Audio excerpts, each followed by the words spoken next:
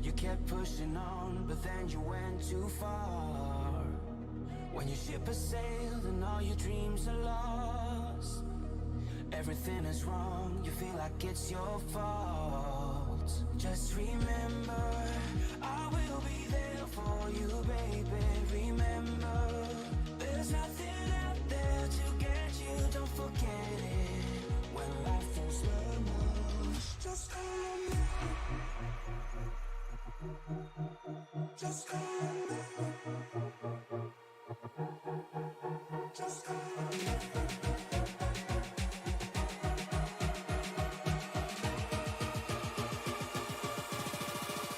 Just call on me.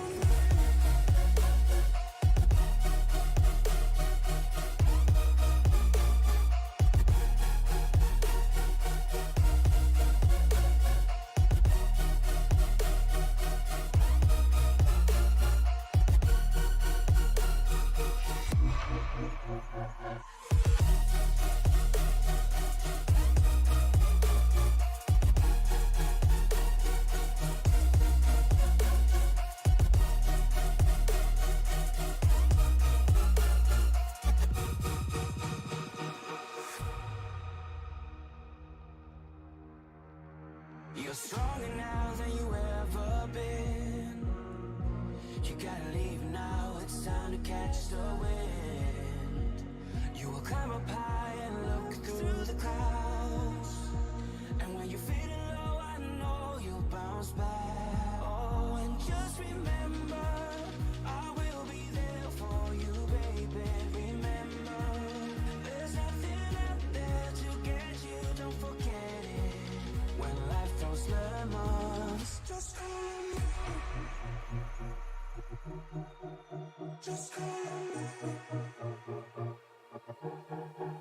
Just call on me.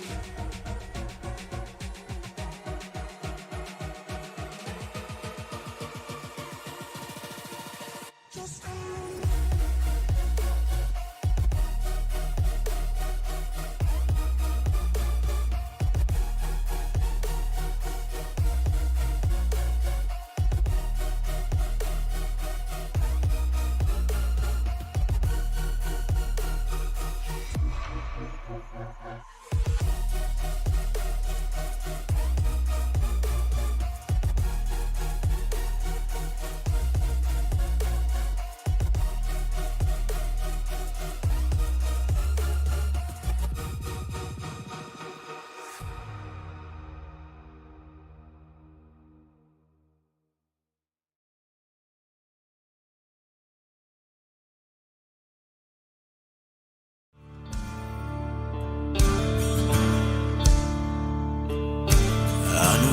Just met, and you haven't got me quite figured out yet. I guess I'll save you some time. I got more than just one side. These worn out boots and these scarred up knuckles are from too much fun and from too much trouble. I wouldn't blame you if you walked away, but I really hope you'll stay. Cause I got a wild side when I'm feeling just right. Hang on, cause it's gonna be a rough ride. Get the feelings that I just can't hide. When it comes out at the wrong time, I got a wild side, 10 feet tall and it's double wide. I get the feeling that you just might like to meet my wild side.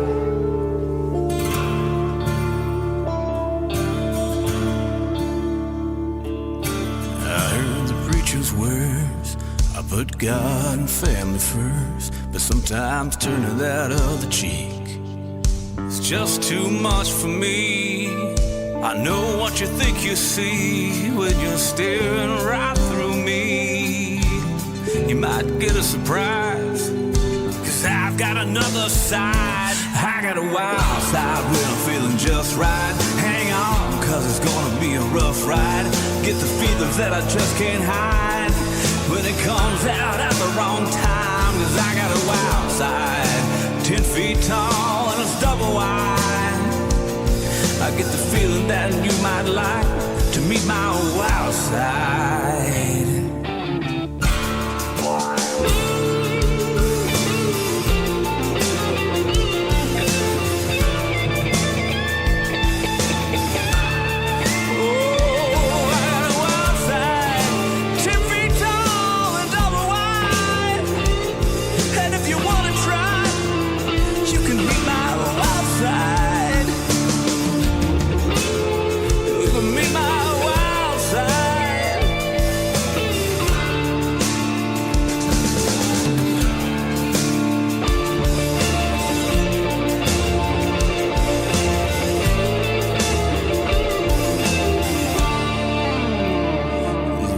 booze, scarred up knuckles are from too much fun and from too much trouble.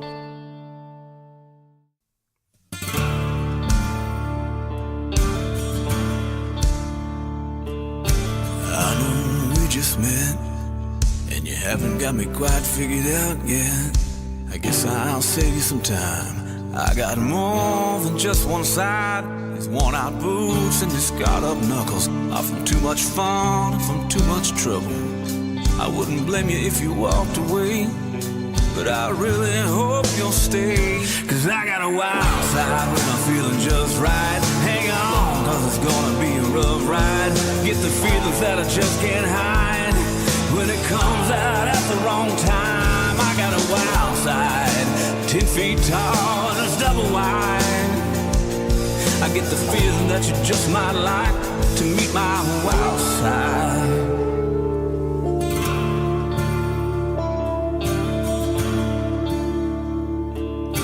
I heard the preacher's words, I put God and family first, but sometimes turning that other cheek, it's just too much for me.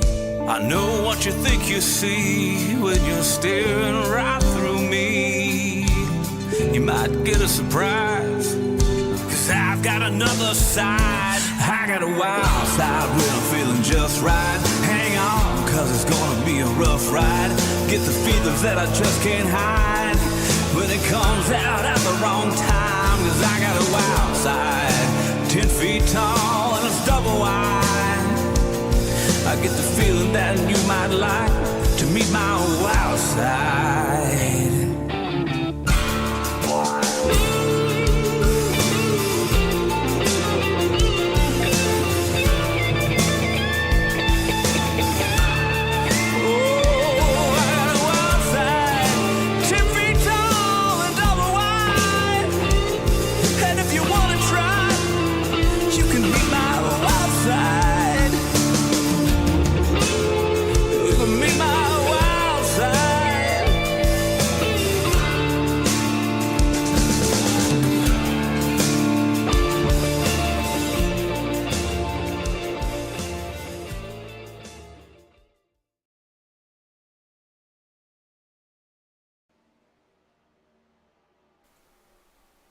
It is the biggest and baddest track on the NASCAR calendar, 2.66 miles in Talladega, Alabama.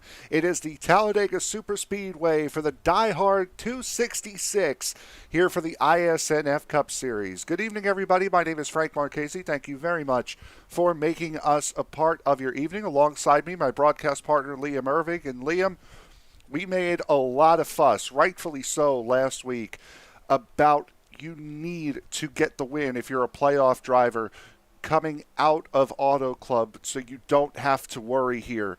Unfortunately, it was a non-playoff driver that won last week, so everybody is on the chopping block as far as the Championship 8 is concerned here at the biggest wild card of them all.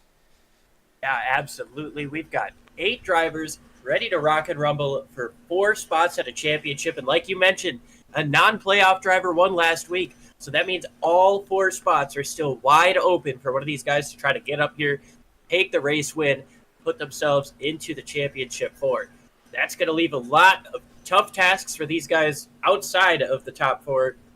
Try to get as many points as they can, maybe get up and steal that win, but only one guy can win. Right now, Linus Broström and Daniel Sollo, who was the highest finishing of the playoff drivers last week, finished second last week at Auto Club, have the best odds. They are both tied atop the championship point standings, as you see on your screen right now. Joshua Grosso and Alexander Orilson are in. Angel Hernandez, by virtue of having to leave early last week, is in a position that he has not been in quite some time, on the outside looking in. Going to be tough for him, and he was strong last week in the first 2 stages. Obviously didn't get those stage points in the first stage after his spin, but was able to recover strong, get the stage points in the second stage. Closes that gap up a little bit, but that's not a comfortable feeling coming into a 2 2/3 mile, 33-degree banked monster of a racetrack. And this is not going to be like the round of 12 was, where we're going to have drivers that are going to be locked in just by starting the race here. We have a full field of 40 drivers here tonight ready to try to go out and win this thing. Probably for some of these guys, their last chance to get a win before going into the championship race at Kentucky next week. So every point here tonight is going to matter because there are more points on offer here tonight. Yeah, and more chances to lose points with all of these extra cars here. Everybody wants to run at Talladega because it's a wild card track. Everybody thinks, the car doesn't matter as much, the setup doesn't matter as much. If you get out there in the draft and you make the right moves, you can go out there and win this race. That's something that's appealing for a lot of drivers, which leads us to a couple of series debutantes here today. Yep, absolutely. We're going to be paying attention to a lot of those, and I believe we'll try to sneak in the driver interview prior to qualifying, unlike what we did last week, as Liam, I believe you are in charge of that this week. So whoever you would like to bring up, it is all on you, as we are getting closer and closer to the qualifying session here. Just about 20 seconds to go here before qualifying. All right, well, let's go ahead and bring up that number 45, Angel Hernandez. It's Frank and Liam up in the booth. We're going to try to get with you quick before qualifying if you've got a moment.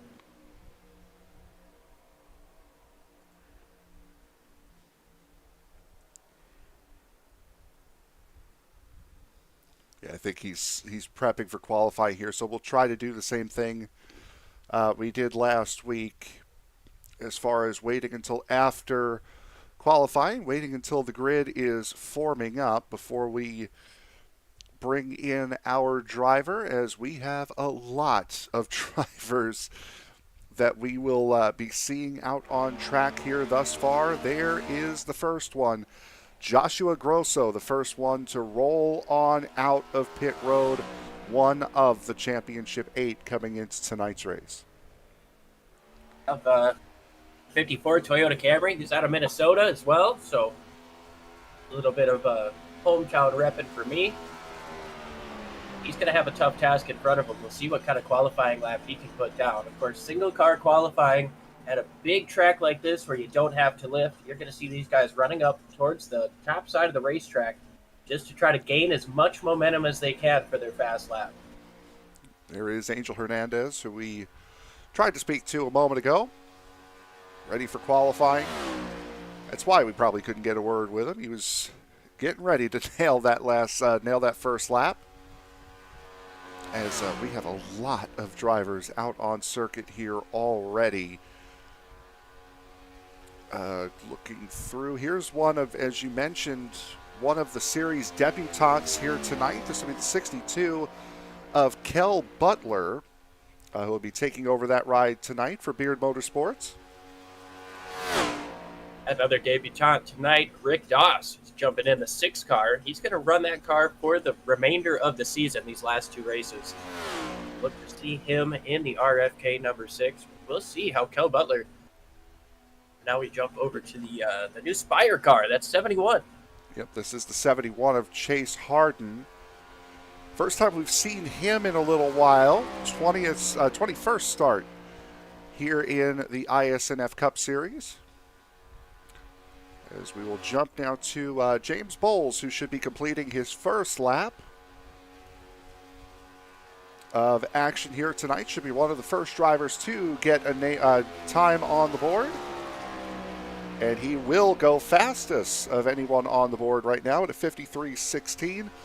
You'll be able to tell very easily by the way the times are spread out as Alexander Arilton goes to the top, who decided to start on the bottom lane and who decided to take the top lane on the first lap. There's going to be a massive speed difference in those guys, so... Yeah, the drivers that are in the 1s and 2s most likely on the bottom. Drivers up in the high 53s, almost 54s. Took that top side on that first lap, as here's Fabricio Lamana, one of two Brazilians in the race here tonight. Countryman Cauê Gomez in car number 41. Cody McCorkle, P2. Joshua Grosso up to P4. Joey Burgee so far fastest of all in his qualifying efforts in the number 99. Lamana goes from 9th. He'll stay there as Jaxon Carr goes back to the top. Last week's winner wants to pick up right where you left off, leading the last lap of last week. Want to try to lead the first lap of this week. Leading to the green. Got a couple minutes left in qualifying to figure out if he's going to be able to hold on to that. We watch Cody McCorkle coming up off of turn 4. I think looks like he's just going to use this with some green flag pit stop practice. Yep. Jeff Weimer, his qualifying effort has come to a close. Michael Gervey just put down a lap. 14th fastest for car number 23, and that's all he will do. Oh, watch out. Ooh. To the backup car you go. It's Chris Otto in the 48. New paint scheme for 2024 debuted. That's not it, but it was, it debuted, I believe it was either today or yesterday that paint scheme debuted. Christian Delgado done with his second circuit around the racetrack. He'll go 14th fastest in car number 4. Michael Iskander right now with 8 seconds to go, looking to put a lap in. I believe he waited a little bit too long, as he will get cut off right about there. So with that, qualifying comes to a close. Let's take a look at the starting grid here for tonight's race. Jaxon Carr, last week's winner, trying to keep up the momentum with a time of 53.075. Takes the second to last pole of the season. Joey Burgee will start to the outside of him in row number 1. Daniel Holmer and Linus Broström will make up row number 2. Alex Arilton and Cody McCorkle in row 3. Row 4 will see Chris Van Maastricht and Austin Cook, Joshua Grosso and Dominic Sawicki in row 5. Isaac Wilson and Fabricio Lamana will make up row number 6. Row 7 goes to Chris Otto and Christian Delgado. Angel Hernandez, Justin Barkley, row 8. Row 9 sees James Bowles and Michael Gervey. Peter Terrio and Rosa Laszlo will sit in row number 10 with Jeff Weimer and Chris Smith in row 11. Row 12 will go to Larry Fairman and Kel Butler. Row number 13, that's the number, will go to Chase Harden and Franz Brettschneider. Rhea Ferris, the last of the drivers to qualify here tonight, will start in 27th on the 14th row alongside Daniel Sollo, Marcus Hagman, and Jerry Parker in row 15. Joey Maines and Eduardo Carapato in row 16. Mark Morton and Brian Chu will make up row 17. Row 18 goes to Cauê Gomez and Michael Iskander. Row 19 sees Brian Treadwell and Matt Mettler. Row 20 goes to Shane Griffin and Rick Doss. Bob Wyckoff and Chase Tomlinson will round out the field. Everyone from Daniel Sollo on down lining up via their I rating here today. Weather conditions here for today's race. We are just about at 2 o'clock p.m. in sim time on this day. 11-mile-an-hour winds blowing to the south. 69-degree ambient temperature, 73-degree track temperature. So this is a fine day for racing, Liam. It certainly is a beautiful day. The stands are packed. The field is full. Just getting through the drivers' meeting right now, and then we're going to go ahead and try to speak with one of our playoff drivers before they do battle at one of the scariest tracks on the circuit. 2 2/3 miles, 33 degrees of banking, and of course, the start-finish line not dead center of the tri-oval like we're expected to see it. a little bit further down towards turn 1, and that's going to leave us an extra chance to see a move through that tri-oval for the race win. Or a stage win, even. A couple of little housekeeping things before we bring, at least before we try to bring back Angel Hernandez. These drivers tonight, instead of getting the one fast repair they normally get, they will be getting 3 fast repairs here tonight. So these drivers do have a couple of extra mulligans that they will be able to use. 60% fuel fill, 3 sets of tires here tonight, 4 total. 3 green-white checkers is normal. Jaxon Carr, who we see rolling the field away, was last season's winner here at this racetrack. It is going to be quite a fun race. Oh, that's right. Stage breaks will be at lap 25 and lap 50. So all right, I believe the drivers' meeting is done, so we're going to go ahead and try to get back with Angel Hernandez. Angel, it's Liam and Frank up at the booth. We'll try to make this quick before the green, but you got a copy? Yep, I got you. All right, well, you're in a little bit of a tougher point spot than you were last week, obviously not being able to finish the race. You got a couple of stage points. What are you looking forward, or what are you looking for tonight? What is your strategy? Well, I think the 3 fast repairs really threw something into the mix. I'm expecting it to be a wreck fest, so just try and make as many points as possible throughout the stages, and obviously try and make it at the end.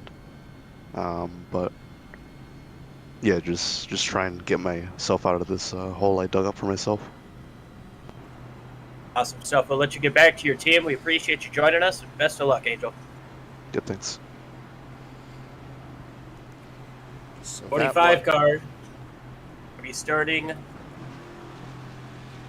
mid-pack here. Starting in the 15th position as we get set to go. And as he said, very worried about that, the 3 fast repairs for these drivers here tonight. You give these drivers enough leash, trust me, they are going to take every single inch of it, Liam. Yeah, they certainly are. The pace car has made that hard left turn. Time to adjust that 5-point safety harness, put the visor down. Grandma, we're at the biggest, baddest track in all of NASCAR. Into the Geico restart zone, and it's showtime. Jaxon Carr leads us down.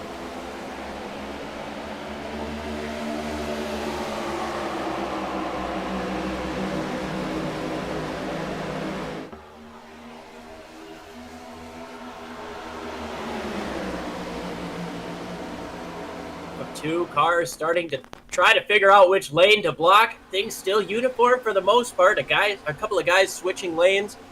Double file up front. Here comes the 99 looking. They're already getting 3 wide. Yeah, they are. My system is already acting up, so I do apologize for this. As Joey Burgee, boy, we might have to take a break here so I can reset this. Yeah, we're definitely going to have to do that. So apologies here. We'll catch it early. We'll try to fix it early. We'll be right back here from Talladega.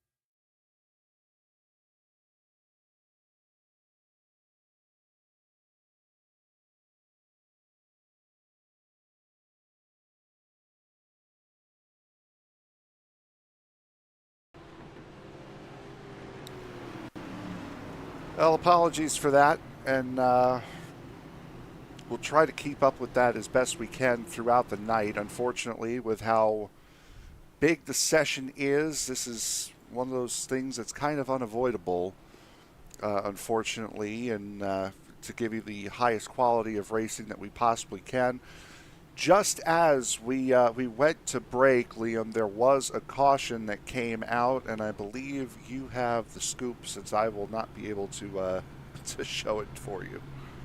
Yeah, coming through the tri-oval, the 71 machine, and come down the racetrack, Chase Harden made a little bit of contact with Daniel Sollo, and the 84 was also on the inside of that. So 24 and 84 got spun down to the inside, and then Daniel Sollo spun back onto the racetrack to bring out the caution. Sollo still on the pit lane right now, trying to get some of that stuff looked at, and I believe Chase Harden is also getting some damage looked at the moment. So first caution comes out early, just at the completion of the first lap. There's Chase Harden coming out of pit road. Daniel Sollo, I am sure, there he is. I would say that he was on pit road for as long as he was, not necessarily to repair the damage, but possibly, I would assume, a tow for car number 24. He was on pit road for a better part of 2 minutes. Joey Burgee coming down to get a little bit of fuel just before we get going. Again, 60% fuel fill here tonight, so drivers are going to be taking whatever opportunity they can to get some fuel in this car. Cody McCorkle, Chris Van Maastricht, Chris Otto, Larry Fairman, Brian Chu, Kel Butler, Eduardo Carapato, Rick Doss, and Michael Iskander, the only drivers that did not come down pit road. Actually add Cowie Gomez and Bob Wyckoff to that list, drivers that did not come down pit road to top off on fuel here during this first caution. Yeah, and you got to wonder if that 60% fuel load might have these guys pushing it a little bit too close to that 25-lap stage break. Come in, get it topped off, anticipating that we're going to get some green flag racing in. It's not a bad call. Again, it'll be 25 laps and 50 lap 25 and lap 50, the beginning of said laps, when the stage break will come. As Cody McCorkle, playoff driver, out in front here thus far. Everybody still on the lead lap as it sits right now. Go ahead. I was going to say, obviously, we're a little bit late in the playoffs, but if anybody is new to the sport or anything, we do stage breaks at lap 25 and 50 to reward people in the middle of the race for running well. So it's lap 25. They throw the caution, award 10 points to the winner of the stage. Everybody gets a 1-point increment down to 10th place where they get 1 point. That's what we were talking about with Angel Hernandez getting points in the middle of the race last week to kind of soften that blow of missing the finish. Absolutely. As Cody McCorkle gets set to go, hopefully everything stays as it should be. we don't get what we got for the start of the race. Cody McCorkle out in front, green flag in the air, waits for the flag. We're back racing at Talladega. Smart call to wait as long as you can. These guys have the Geico restart zone in effect. But if you get a lead, unlike at any other track, if you get a lead on this restart, no. That's going to cause you major problems. All right. Oh, boy. Okay, so it's okay for the moment. Oh, now it's not. Okay, it's acceptable. No, maybe not. You have to do less wide shots. Again, this is because of the, again, just the pure size of the room. I do apologize for this. And again, as the first week for the iRacing update, so that could be playing into effect for this as well.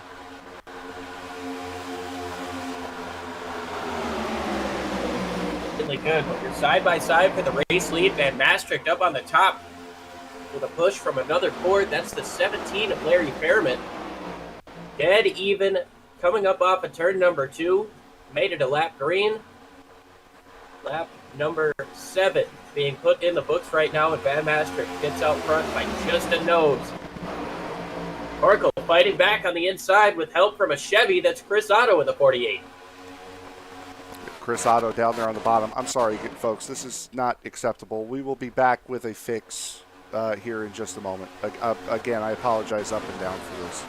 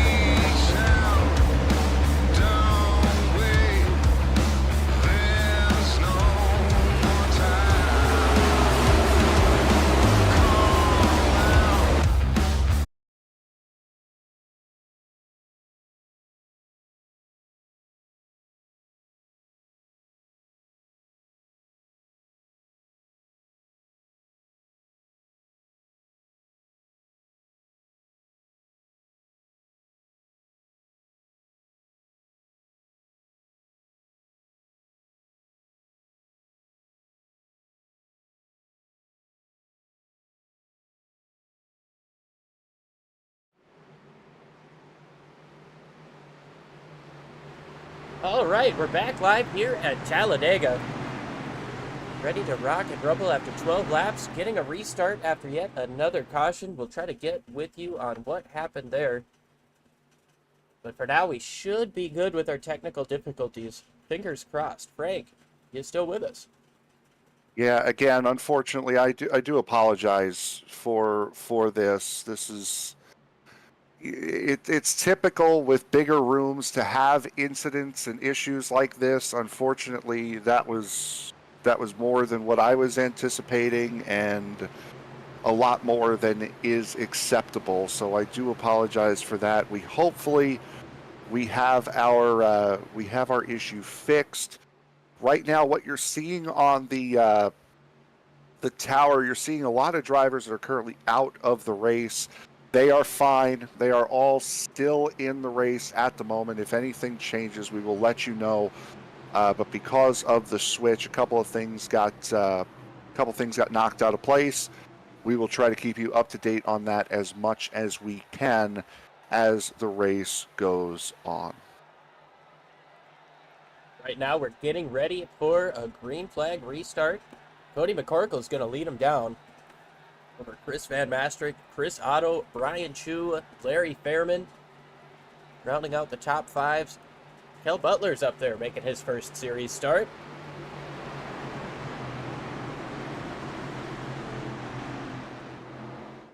It's in the hands of Cody McCorkle right now as the green flag is back in the air. 12 laps complete. Just about halfway through stage number 1. Nice push there from Chris Otto as well in car number 48 as Brian Chu not willing yet to go up to that outside line to help out with Chris Van Maastricht in the 17 as well. The 17 and the 38, they've been working well together, and Fetty Wap would be proud of that. These guys up top moving and grooving. And man, that's a good push for the 48 getting down into turn 3. Cody McCorkle and Chris Otto are going to be clear of that top lane. Hitting 3 wide as well, as that's the 31 of it's usually LaManna in that car. It is not. It's Austin Cook that's in that car. Car number 31 up on the outside as we are 3 wide already. Watch out. 17 forcing himself back in line. And there's a rookie in the 6 car stuck in the middle. You see the 84 of Isaac Wilson touching the apron there, getting down into turn number 1. There is action all over this pack, all over this track. It's so tough to keep an eye on everything going on. See that 8 getting down to the bottom, the 3. His teammate up there in the middle, Joey Burgee, getting very, very close. Oh, and contact. Around they go. Into the wall goes the 17. Looks like most guys are going to be able to get away from it, but Larry Fairman stuck up against the wall with the 43. Oh, and there's the 10 getting caught up as he was trying to squeak through. James Bowles caught up in that. Somewhat saw it coming a moment ago. A couple of cars getting knocked into each other. Might have been a late push by the 99. Certainly could have. We'll take a look to see what happened here. As it's already in motion at that point. It's like I said, the 99 of Burgee had just slipped into that spot that he was in. And I don't know if the 3 had gotten into the back of him or not, but certainly didn't help his case.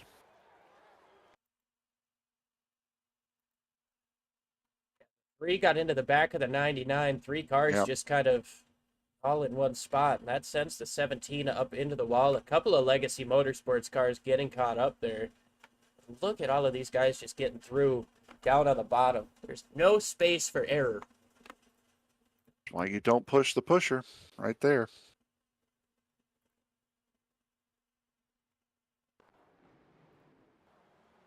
Move back up to the front of the field, though. Calling racing machines are 1 and 2. Last week's winner, Jaxon Carr, pushed Austin Cook up to the front of the field before that caution came out. Now these guys are sitting pretty with less than 10 laps to go in stage when they get the restart. You know, Austin Cook had a hell of a push on that outside line. I forget who was pushing him, but he was really flying. It was Jaxon pushing him. Teammates working Oh, together. Jaxon was leading. Austin Cook came from about 16th with Jaxon leading. He was the first one to go up to the third lane and got them rolling. Well, here's the pass for the lead as they're down the back straightaway. He does have a push from Carr, but that does not answer the question of how Cook got from 16th all the way up into the lead in a matter of, what, 2 laps? Yeah, just about. He had a whale of a push back there. Apologize for the, cars kind of jumping in and out. We're doing what we can here on Sim Racing Media with this brand new update that came out at a full field. Definitely been throwing a curveball or two. But we're putting it to the test here for sure.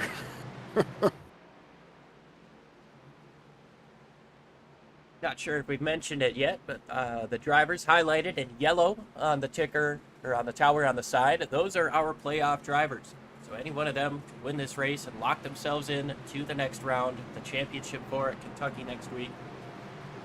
These guys also have to be extra careful because only one driver can win. You want to have a good points day if you can't be the driver who finishes first. Oh, absolutely. And at the position that we're in right now, it would be another non-playoff driver winning. We still have a very, very, very long way to go here. Going to be 16 laps complete here out of 100 in the DieHard 266. Got to get the extra 6 laps here just to signify the importance of this race, getting into the final 4. Lights go off on the pace car. We'll see where our race leader chooses. Race leader gets the choice of lane. Nobody else does. Looks like he's electing to stay on the bottom side. So it'll be Cook over Carr, McCorkle, Eduardo Carapito, Chris Otto rounding out the top 5, then Brian Chu, Chris Van Mastrick, Chase Harden, Kel Butler, and Alex Arildson rounding out the top 10. Kind of what we were hearing and expecting from Angel Hernandez, saying that we were going to see a lot of cautions here with the 3 faster pairs. And as we mentioned, right at the top of the right as the race was going green, you give these guys enough leash, they're going to use it. You look at the 17, looks like he used up one of those fast repairs to get back out onto the field, along with the 43 of James Bowles. Back up front. The 24s used one as well. Oh, yeah. Yeah, he got involved in that first accident on lap number 2. Had to come in and get one of those taken care of. Fast repairs are definitely nice. You get a quick pit stop, you get an instant fix to your car. But like you mentioned, when you give these guys a leash and they know they've got them, they're going to be more and more aggressive, and that's just going to bring the excitement level up for us all throughout the course of this race. The unfortunate, the good news for that, I believe, would be that as these guys start to get in more and more incidents, the less and less fast repairs they have, quicker they're going to fall out. As we see Austin Cook getting set to get this race back going. 58th start here in the iSNF Cup Series, looking for win number 4, first ever champion of this series as well. And number 4 would be a sweet one, especially if he can keep some of these playoff guys from winning this race as well. Into the Geico restart zone, green flag back in the air, and we've got a car slow on the start. Looks to be the 21. Believe it was the 6, got a very bad start on that bottom line, really broke the field up. Don't know whether he started a gear higher than he normally would have, but either way, that got the field fanned out. And speaking of fanned out, up here at the front, we're We're fanned out already. Oh, we are. We've got 3 colleague cars running 1, 2, 3. Don't forget about Eduardo Carapito with a big push for Brian Chu up top. And here comes the RCR cars up on the way top of the racetrack with a push from Christian Delgado.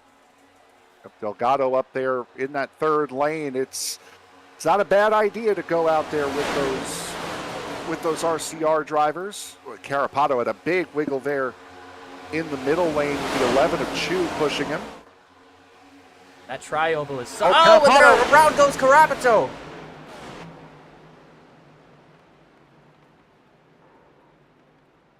Oh, and the 99 gets caught up in that as well. That follow-up incident.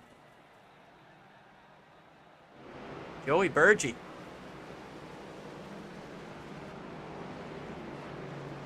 Carapito tried to squeeze into that bottom lane in front of the 9. Boy.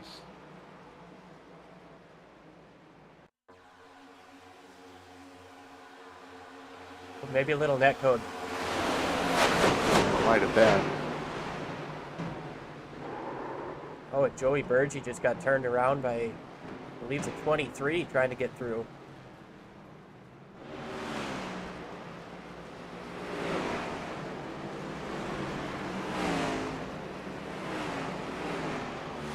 Burgee doesn't appear to be in all that bad a shape.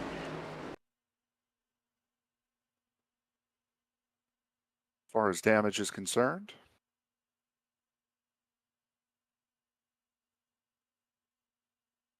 Did have some contact with the 12, though. I believe the 1 with a piece of that as well. We'll see how much damage he has. There you see Joey Burgee spinning up along the outside wall.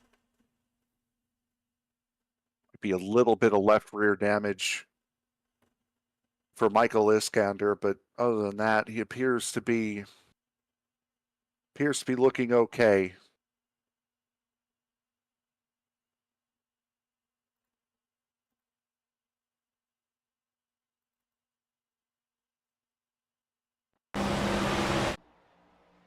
And we're going to be getting some hard racing now because we've only got about 5 laps to go until the end of the stage.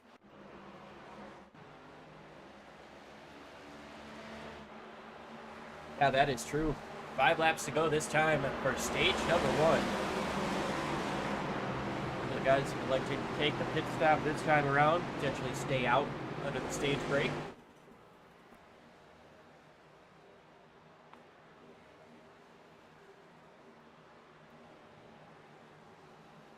As it sits right now, Joey Maines, James Bowles, Rhea Ferris are the only 3 drivers that are not on the lead lap. Joey Maines currently sits 1 lap down. Both Bowles and Ferris 2 laps down. Actually, pardon me, they're all 1 lap down, my bad. Or, wait a minute. Timing and scoring messed me up. I was right the first time. So Maines will get his lap back at the stage break. Bowles, who we see going around on a free pass. So now the 42 and 43 will be racing for that free pass at the stage. That's going to be a tough battle. It's going to be a fun one to watch, but with all these cautions that we've seen, I don't think it's going to be an issue of if you can get your lap back. It's going to be more of if you can avoid the crash and not be considered involved so you're still eligible for the free pass. Absolutely. That's always the trick around here.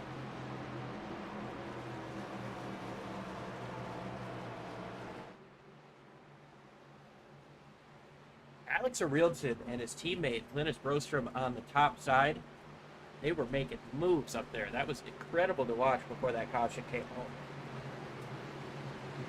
You'd expect it from Arilton. He's been very, very good this season. Been up towards the front, as has Linus Broström. You guys remember back to the Svenska iRacing Ligan, these two were battling for wins on a weekly basis in these cars.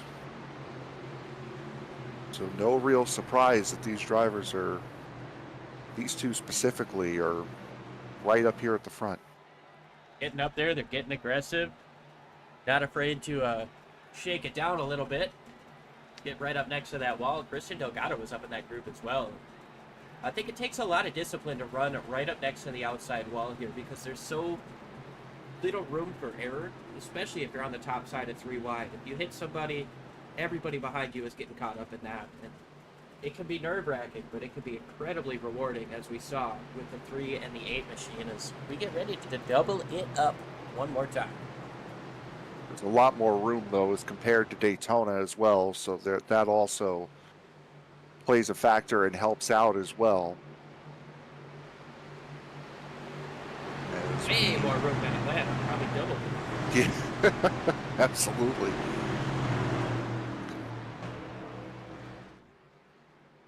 We'll try to get a quick update on some of our playoff guys. Cody McCorkle, he's up in the 3rd place. Rildson and Broström, 8th and 9th.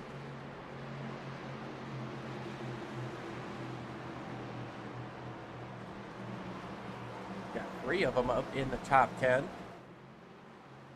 Nobody all the way back to 20th, though. Gotta look all the way.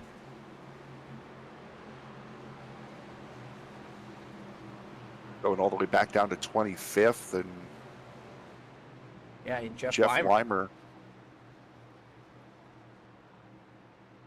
And we've got Hernandez and Grosso. Hernandez at 27th and Grosso in 29th. Daniel Sollo running 31st right now. He's got a clean car. He's on the lead lap, but it's gonna be a tough battle for him to get back up to the front. Strategy decisions for these guys. They're foregoing the stage points to try to get the big one, and we're only going to get about 2 laps of racing here before we get the stage. Got 2 laps to go in the stage. The pits will be closed. Your last chance was to do it under the caution. Now you got to wait till after the stage is over. Jaxon Carr, Austin Cook, a couple of colleague cars going to lead them down. Nice jump from the 13 there on the bottom. Chris Otto all over the back of the 48, and teamwork there as Jaxon Carr jumps up to the outside to try to bring Austin Cook through. Cody McCorkle's got a little bit of a run for second, but those guys being hooked up so close up on the top side compared to the bottom side, that's going to give him a nice run coming up off of turn number 2. Jaxon Carr very solid up there in the middle lane, and that's been the preferred line around these super speedways with this new car. Big dive there from Kel Butler going down to the bottom line. Both the 13 and 31 have it scouted. Yeah, great job getting down, and now they tandem draft, trying to get a little bit further away. It's not as effective in these cars as it was in the Gen 5 cars, but here comes Otto back up to the top. He's got help from McCorkle all the way up for second. He's got a run to try to take the race lead into turn number 1. 1 lap to go in the stage. Certainly does, as here comes Chris Otto looking to that outside, has the Toyota of Cody McCorkle behind him, and it's the 2 RCR cars. I believe that's the 15 of Matt Contact Morton, way around up there on goes the the outside. 62. Linus Broström is involved, the 10. The caution comes out. That's going to end the stage. And the big one happens behind them. Chris Otto, who's going to take the stage, so another non-playoff driver taking points away from playoff drivers.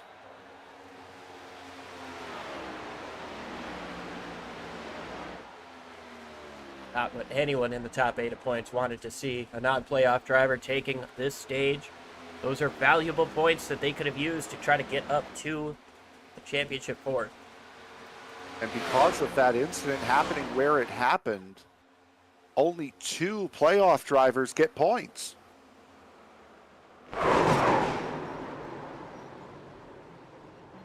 Only McCorkle and Rildson are the only 2 that are going to get points from this. Wow.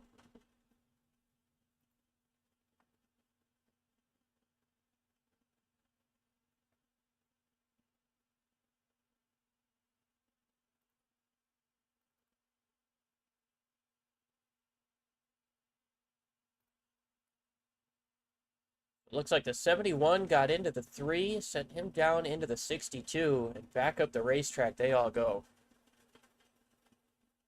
And again, that was more or less expected with coming down to the end of the stage and wanting to get those points. Look at all the cars just piling in. Nowhere to go on the racetrack. The 33 with heavy damage, 23. Weimer's involved. Behrman involved in another one. And 15 of Morton got a couple of hard hits on that outside wall. Had both the 62 and the 3 turn right into him.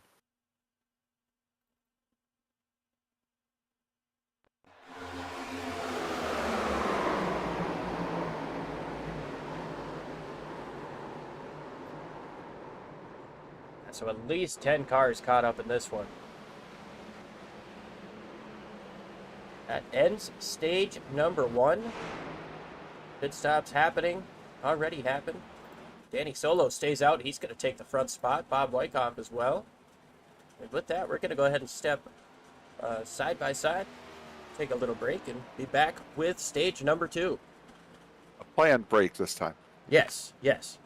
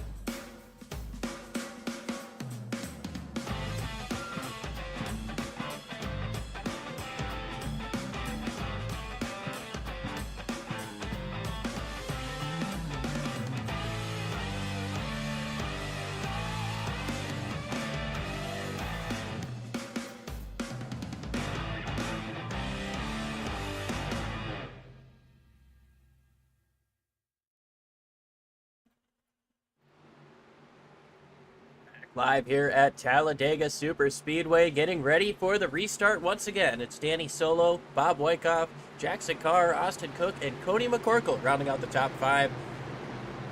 Well, Frank, here we go, stage number 2. Yep, absolutely. Daniel Sollo getting the spot that he needs. Green flag getting set to come out. Bob Wyckoff out there as well.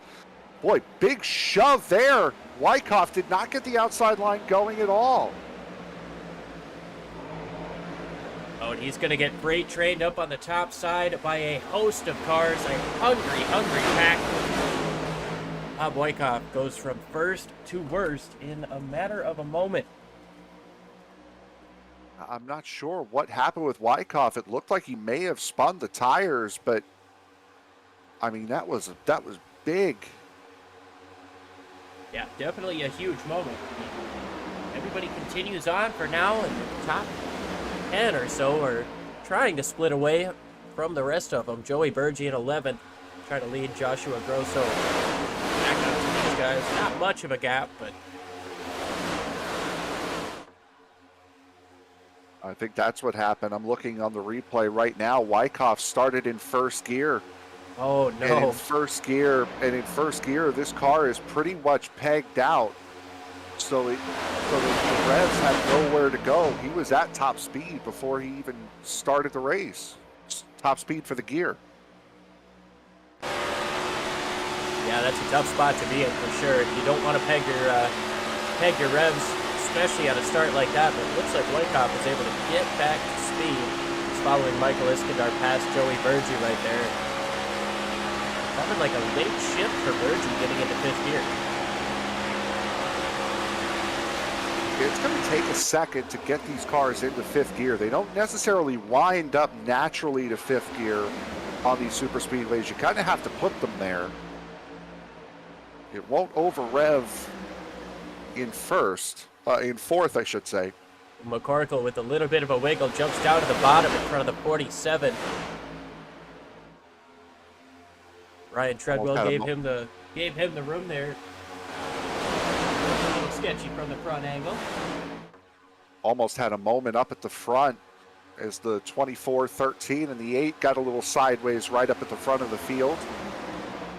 As you can see, they kept it straight up at the front, staying green. I think this is kind of where we'll settle in here. We've got 2 distinct packs now of racing, so I think we'll be fine to run out for a little while.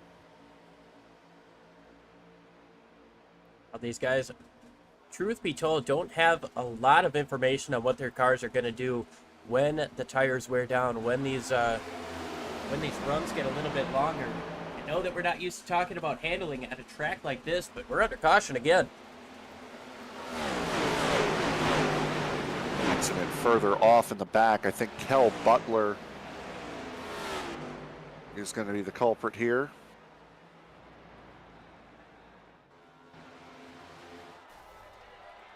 Heavy damage on that machine. Try to see if we can get you a replay.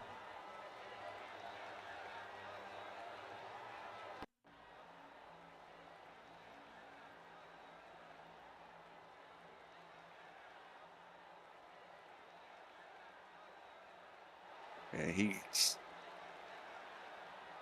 that pack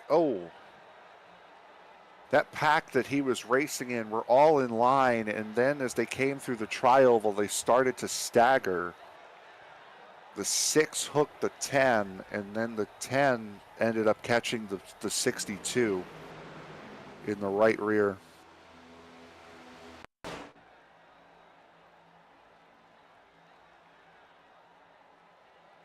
Unable to get an angle from my end here, but Yeah, there's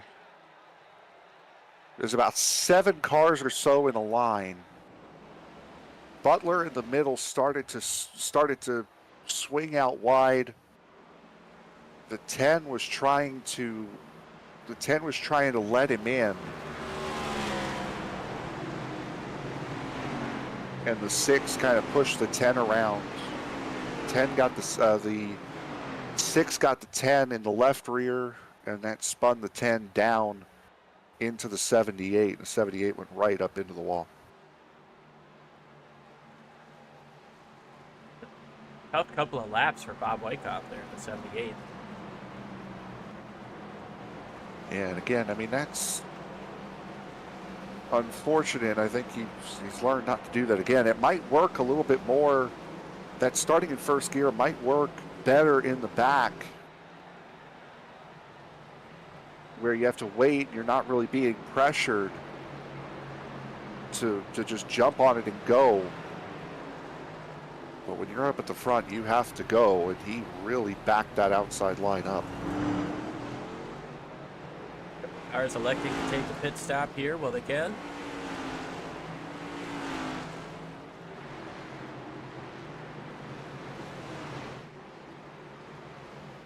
Fieldsen's going to stay out, though, and take hold of the race lead. For Joshua Grosso, Cody McCorkle, Chris Van Bastrick, and Daniel Sollo. Now we've got 4 playoff drivers in the top 5.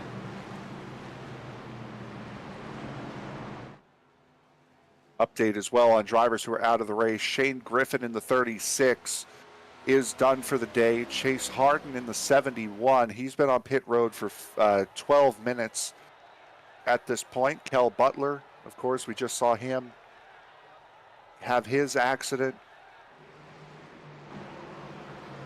So as of right now, we have 39 drivers circulating the racetrack. Ria Ferris, Fabricio Lamana, and Larry Fairman. The only 3 drivers 1 lap down at the moment. James Bowles coming down the pit lane. He might end up going a lap down here too, just given where the rest of the field is in turn 3.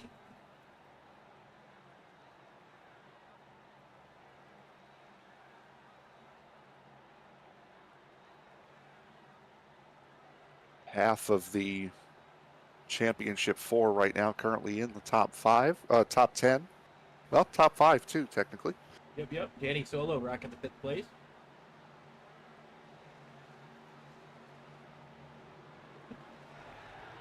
I think back to Svenska and calling the super speedway races for them there. That was typically Solo's strategy, was to go to the back, hang out.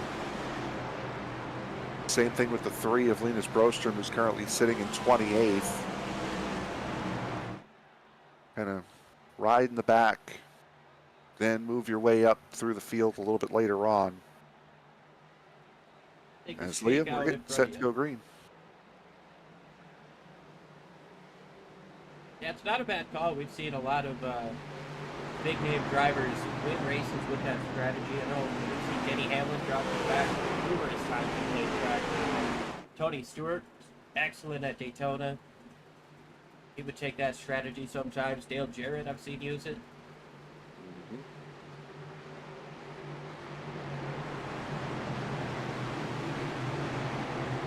It's always weird as a fan watching that, at least for me, when I would see Gordon drop to the back and ride.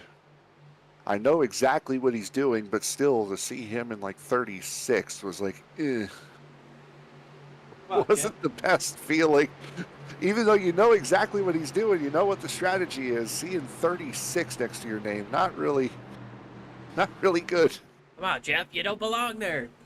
Exactly. Move up. What are you doing? I mean, I know what you're doing, but come on. Sometimes when these packs get feisty, the best thing to do is to just get away from it. This race has been very feisty. Again, we mentioned at the top of the show, this is last chance for a lot of drivers to get a win here tonight. It's a wild card race.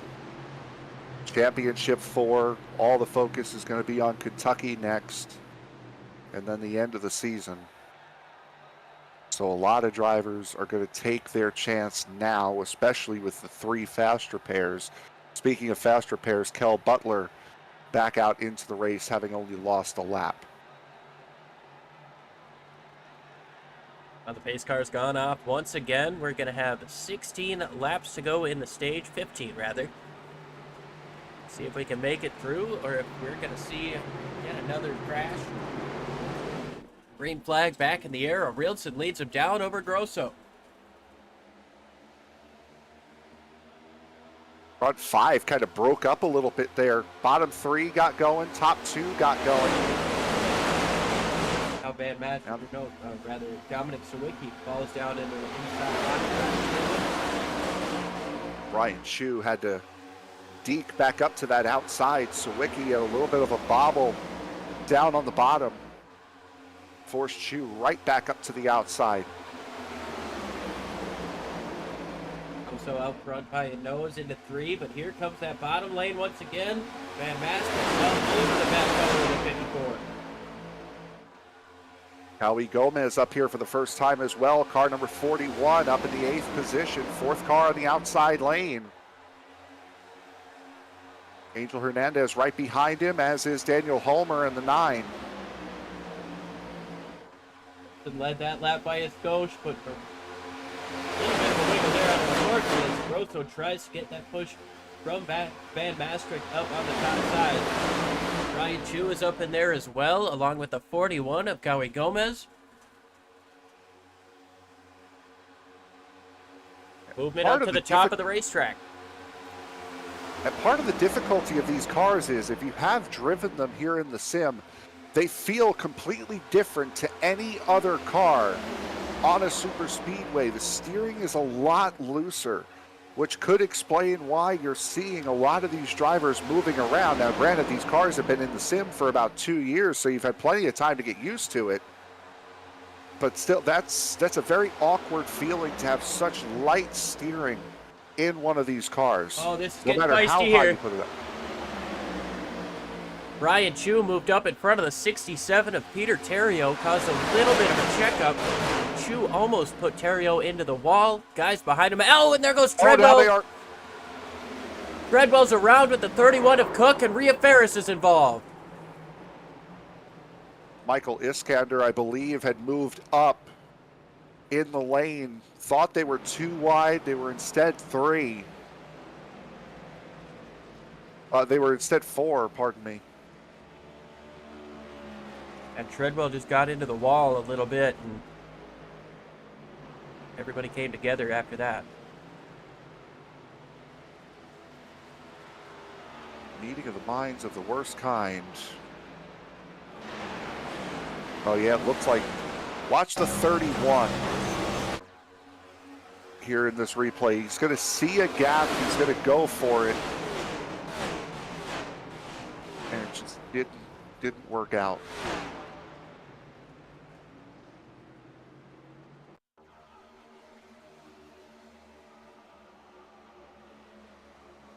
That Tide Ride tried to shoot a gap that wasn't there.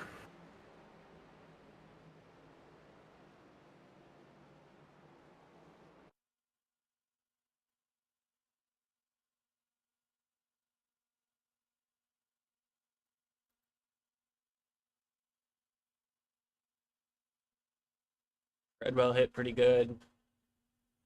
Cook hits the left front pretty hard, and Rhea with a massive hit to the front end.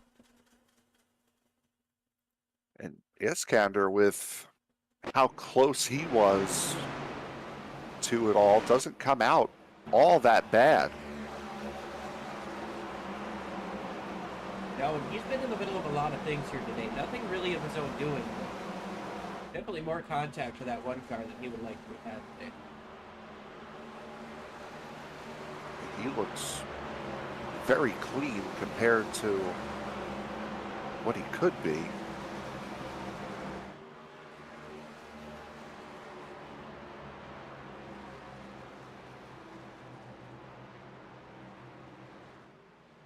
Highlight something that we saw, didn't really note it, but the man who started that 3rd lane, Mark Morton, he started up there by himself. Cars then started to follow up through, making just his 2nd start here in this series. Boy, he really tried that run. He'll be one that if you want to get to the front here tonight, he's going to be one to look for. Yeah, he's been working that top side really good so far. Started in 33rd place. He's up to 13th. Up 20 spots from where he started. One of the biggest movers on the day. Not quite as big a move as Danny Sollo or Ryan Chu, but passing 20 cars is no easy task. And being able to stay up there, that's even tougher. Mark Martin, he's doing a pretty good job of that. Subbing in for Nathan Christensen here today. Christensen, the normal driver of that 15.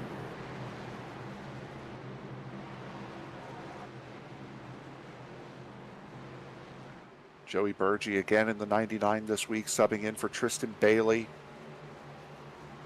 And Shane Griffin, mentioned Shane Griffin was one of the only cars out of this race. He had a prior commitment about an hour or so into the broadcast that he had to make. So not a wreck that caused the 36 to fall out of this race, but a prior commitment. Appreciate him showing up and having some fun with us for a little while. That's a racer right there. Get as much in as you can.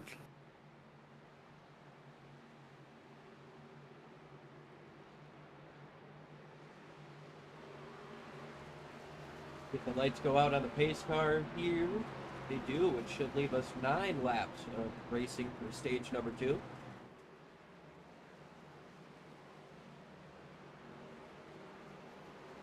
Gibson elects the bottom side. McCorkle going to jump up to the top. Stage break at the beginning of lap 50. Should leave us about 56, 55 laps. Racing all the way to the finish here tonight. And that last run, that's going to be a really tough challenge for these guys. They're going to have to make a guaranteed pit stop in the middle of that. What are the odds that that happens under green flag? Because that can really throw these guys for the loop if we see green flag pit stop. We see what we have seen so far tonight. I wouldn't bet on green flag laps. Again, a lot of drivers with a lot of fast repairs still. Made note of that before the race had started, that we're 3 fast repairs per driver tonight. Angel Hernandez, who Liam, you spoke to on the formation lap, made mention of it. Been on these guys' mind tonight.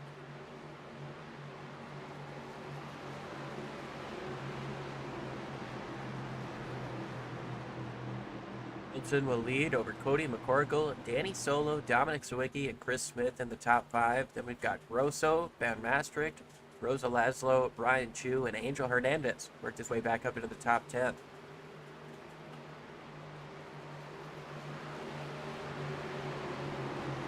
A lot of comers and goers all race long as we get set to get back into the restart zone, get racing again. Rielson with a countryman behind him. Green flag in the air. And those two got off to a rocket start. Yeah, Solo had that anticipated perfectly, and now McCorkle, Sawicki. Well, there's 6 guys jumping down into the inside line. Now Sawicki wants to turn. He gets down in there. Top 7, single file here. There comes a point at a super speedway or a restart where you have to admit defeat. And McCorkle immediately jumping down to that bottom, say, "Yeah, I didn't get a good restart. I'll just settle in here." Starting to get 3 wide though already in the back half of this pack. 84 looks down to the inside between the 77 and 15. It's going to make that work with a push for Marcus Hagman in the 5. The reason why we've made so much, especially recently, of the extra fast repairs, if you don't have a fast repair, if you don't have an extra fast repair, I'm sure that's not a move that Isaac Wilson would be making. He probably would have let that 77 down into line. These guys have the chance to be a little bit more aggressive, and as we've mentioned it, you give a race car driver a leash, he's going to go straight to the end of it right away. Isaac Wilson moving around a lot, went to lead the outside line. 21 came up, and now he's back in the middle, pushing Cody McCorkle around. are gridlocked 3-by-3. Chris Smith up on the top side with a push from Carr.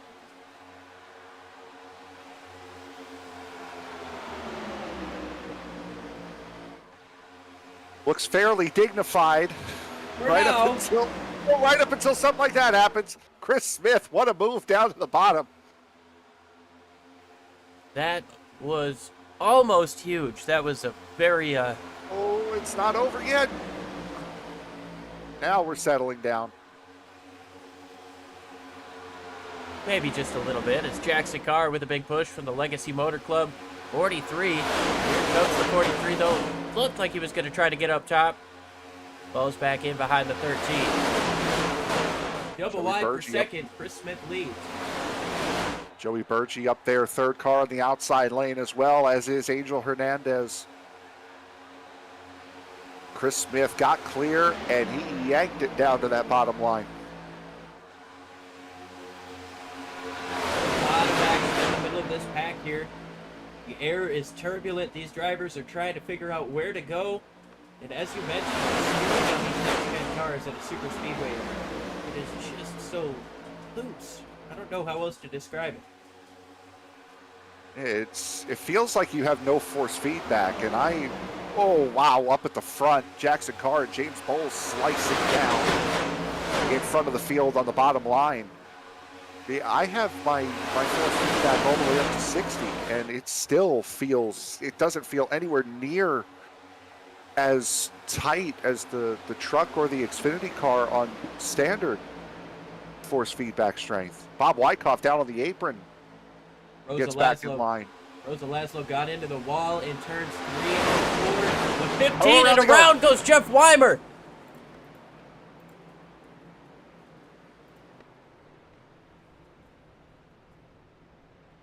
Weimer, Van Maastricht, Mettler I saw in there. The 84 of Wilson had gone around also. Michael Iskandar in another one. Franz Brettschneider. Oh no, Franz. No. No. It's high centered. There Oh, he goes. he got it off. Roll. Okay. There you go. That was a whopper of an incident.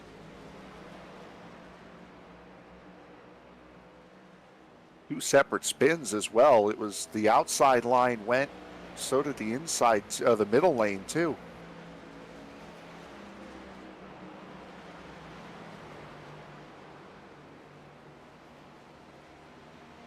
Gotta go back and get this replay here. There was a lot of things happening.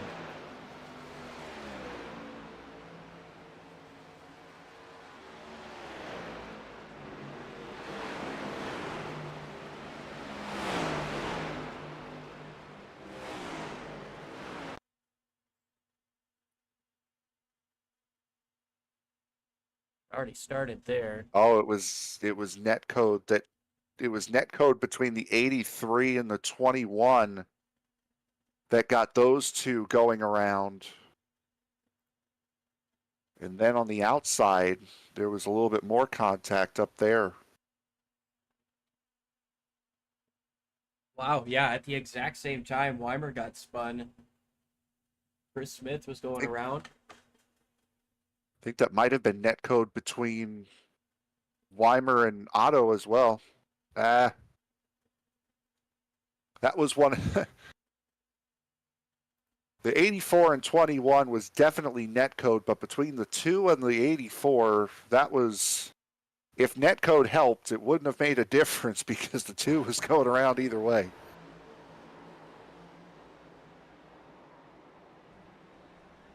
Maastricht got a piece of that. Matt Mettler in the 51.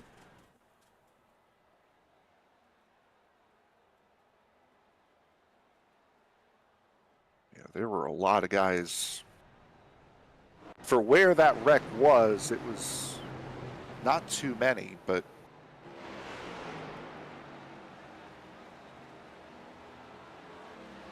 Definitely going to be a lot of fast repairs taken after that one.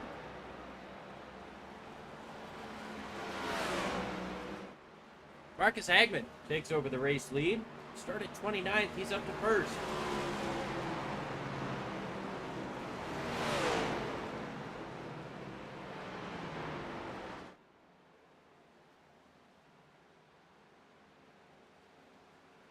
We get closer and closer to halfway.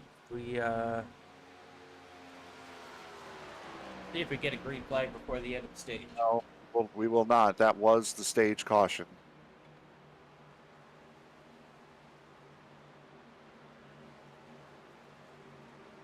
That answers that. If it was. And the 43 of James Bowles was out ahead of Jaxon Carr and Cody McCorkle. So that's your top three for the stage. Bowles, Carr, McCorkle, Burgee, Angel Hernandez, the top five. Oh, with that, we'll go ahead and step side by side one more time. Come back with stage number 3.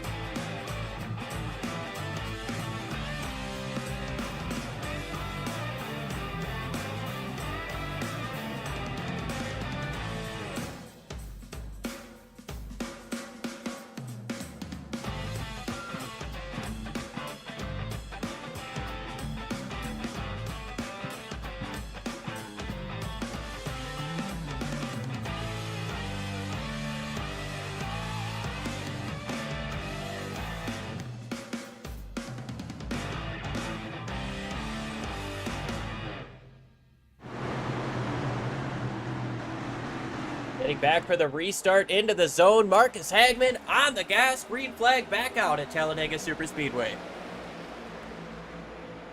Marcus Hagman did not pit under that last caution, which is why he's out front. He's got 14 laps less fuel than everyone else. Here comes James Bowles to the inside. Gotta be anticipating more caution to come soon to get that chance to pit, but knowing a pit stop is required in this final stage, which has been extended a little bit due to the stage end and that crash. Now just over 50 laps to go. I believe 52 at the moment, 51 at the line. Brian Chu made a big move there down from the middle to the bottom.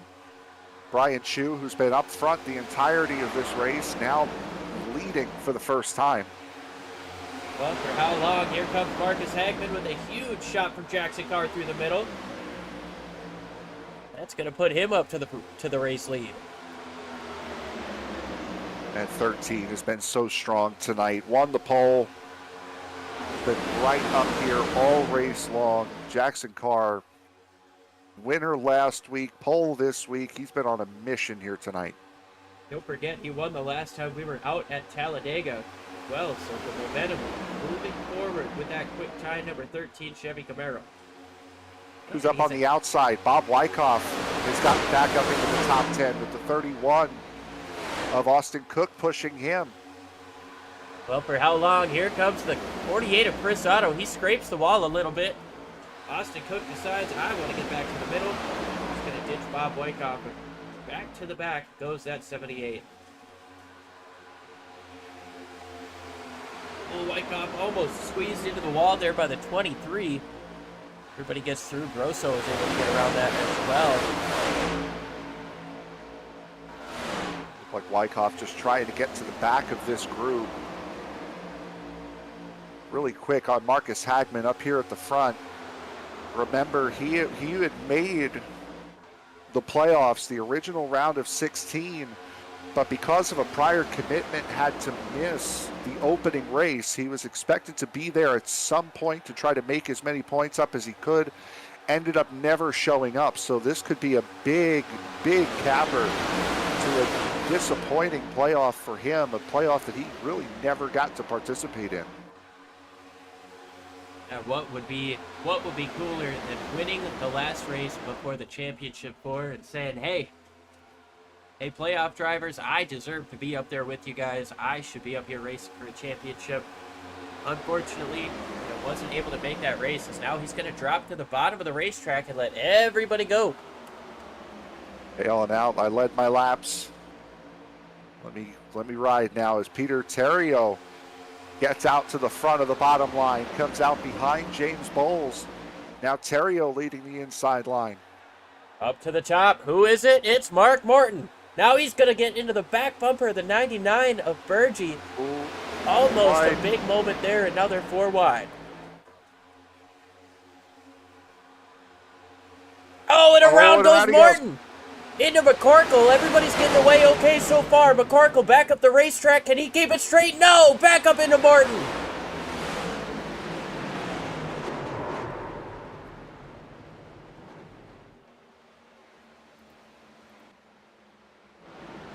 And Cody McCorkle, oh man, almost high-centered, but a playoff driver involved in another one.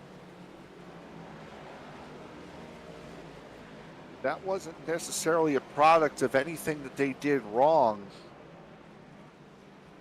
This track, when it comes out of turn 4, widens to an extra lane, and it slowly tapers in as you pass the start-finish line, so it's going to get narrower as you get closer and closer to turn 1. Morton just tried to fit back in the middle lane, and Gervey got there quicker.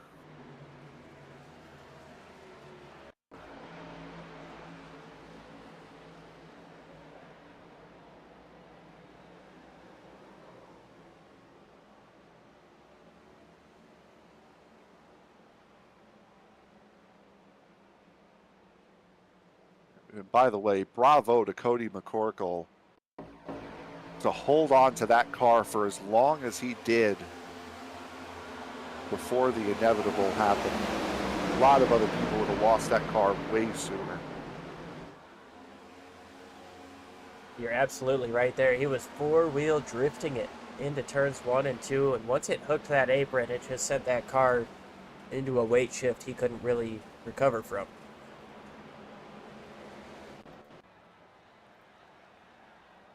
James Bowles is going to lead over Peter Terrio, Jaxon Carr, Chris Smith. Looks like everybody's coming in. Also, good job to Daniel Sollo and Alex Arilson for giving him the space on the bottom to try to collect that car back up. I think it was great heads-up driving by everybody there to only have that be a four-car crash. When you've got a car in the top 5 spinning back up the racetrack like that, it really, it could really be a disaster for a lot of drivers. So, amazing heads-up driving by all of these iSNF Cup Series drivers, getting through these crashes. I think we're starting to get into a point where everybody's like, all right, we're all in this together. We've got to give a little bit more space when these types of things are happening so that we can all make it to the end. Working on our 9th caution right now. Going back to Daytona earlier on this season, there were 15 cautions back at Daytona last year. At the beginning of this year, pardon me. Last time we were here at Talladega, season 5 back in April, there were 13 cautions. So we're kind of on pace right now to eclipse both of those at the moment. Hope is that we don't. But the way this race is trending, it's going to be a battle of attrition, it seems. It's going to be who can get through the most, who can survive and make it to the end. We might see a wrecked race car get out front, win this race, similar to was that Eric Jones in 2020 at the Clash? I believe so.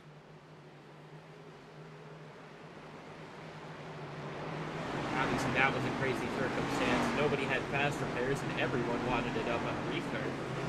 Yeah. A little bit different here with a couple of fast repairs, a couple of chances to correct your mistakes, and really make a show of this thing at the end.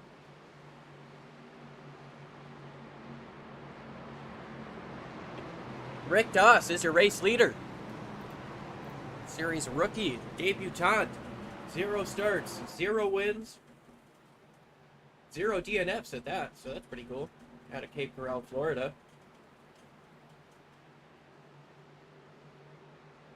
Looking through the schedule here for season 7. I don't know if the schedule has officially been released or not. So we're not gonna give anything away. We're not gonna spoil any surprises. However, what I will say, season 7 is not going to be too far away. It is going to start on January 6th. So these drivers will get about 3 weeks off, reset, and then go back at it again from January 6th all the way to June 29th.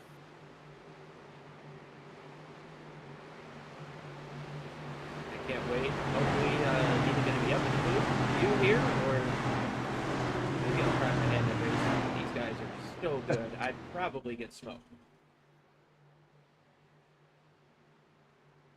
Remember, the season always opens as well with a full-length Daytona 500, so it'll be 200 laps at Daytona, including the dual races before that. So it is a lot of racing, 230 laps of racing from Daytona coming your way on January 6th to open up season 7. It's going to be great. Make sure to mark your calendars. Stay home that day and tune in to Sim Racing Media on YouTube. Absolutely. Nowhere else, there's nowhere better to be on January 6th than Sim Racing Media. Well, there is. Laying warm and comfortable in your bed under the blankets watching Sim Racing Media. That's it right there. That's my thought process. Get yourself a little hot cocoa, maybe snuggle up with the family or the dog, the cat. That's where I would be if I didn't have to call it. Yeah, if this is a show you don't want to miss, whether you're up here or tuning in at home, you want to watch these guys each and every Saturday. Rick Doss getting ready to lead them down the series debutant into the Geico restart zone, waits for the green flag, and he's got a strong gap in front of Jeff Weimer, car number 2. Another awkward restart for that outside line as well. Chris Van Masteren slotting in. Oh, wow, we're crashing 42. already. Joey Maines.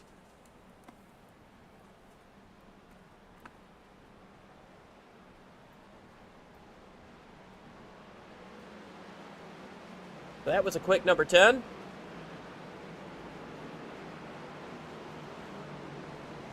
Hooked by the 48, what it appears to be Cruzado.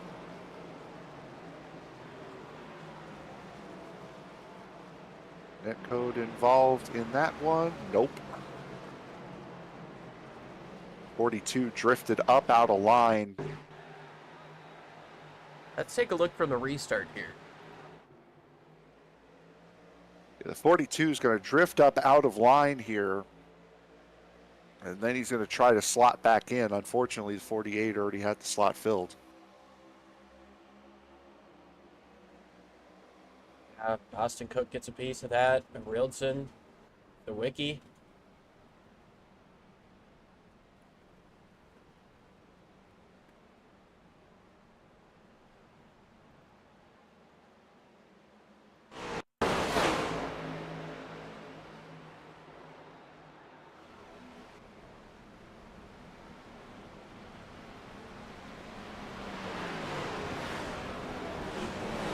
Wendy's might have the beef, but might be a little beef with Chris Otto there.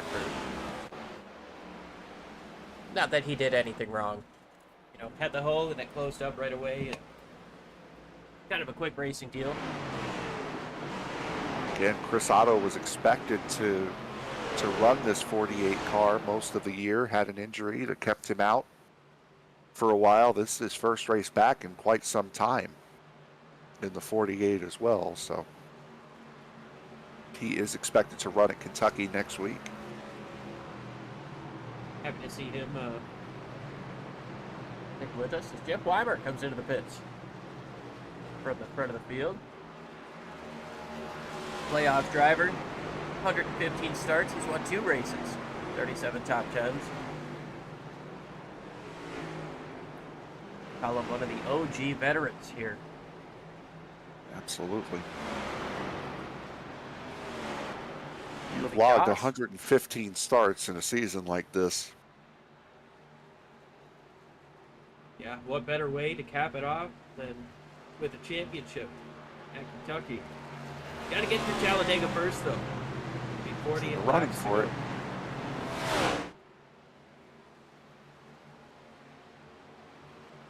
Behrman getting a lap back.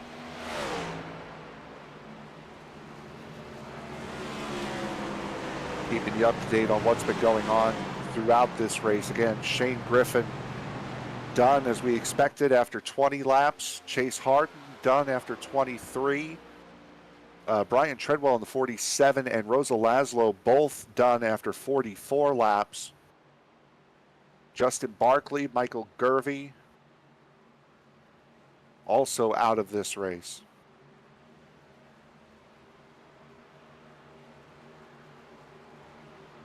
Larry Fairman gets back on the lead lap. Rhea Ferris right now the only driver 1 lap down, currently running in 35th.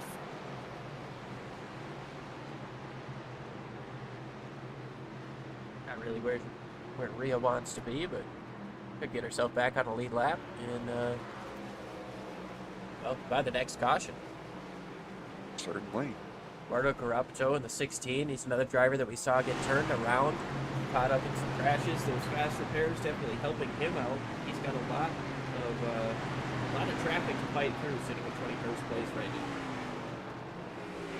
He was very, very quick. When he was linked up with the 31 and 13 earlier on, he had a lot of speed in that car. We saw him move from the back all the way to the front. It's not that far away from the 31 right now either. No, not at all. A couple of colleague teammates, they could hook up. So we actually got Jaxon Carr, the other colleague teammate, just in front of the 31. So those three should be able to line up when we double up and get the lap cars moved to the back. 19th, 20th, and 21st for those three. Lights are off on the pace car. So we're going to have 40 laps to go at the restart. And I tell you what, man, it's starting to get a little bit closer to sunset here. You noticed that too, huh? Yeah, I wonder how long we can go before darkness starts to be another concern for these drivers. I mean, I've seen Mooncar do it where he sets it up right at sunset, and by the end of it, it's pitch black. I don't think we're going to get anywhere near that. But as it gets darker here, visibility might become an issue. Well, about 50 minutes left here in the session. We're at 3:15 p.m. in sim time, so we still have another hour or so. Yeah, but maybe it's just Hour and a lower. half of light to go before sunset. Visibility probably won't be a bit of a factor then.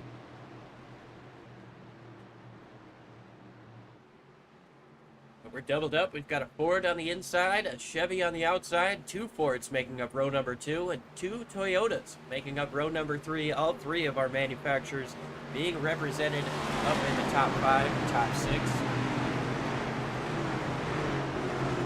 Currently, Ford has 3 of the top 5.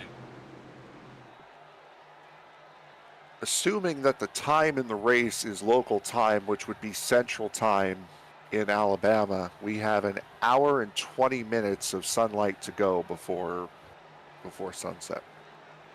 Will be plenty fine. With less time than that left in the race, as far as time is concerned.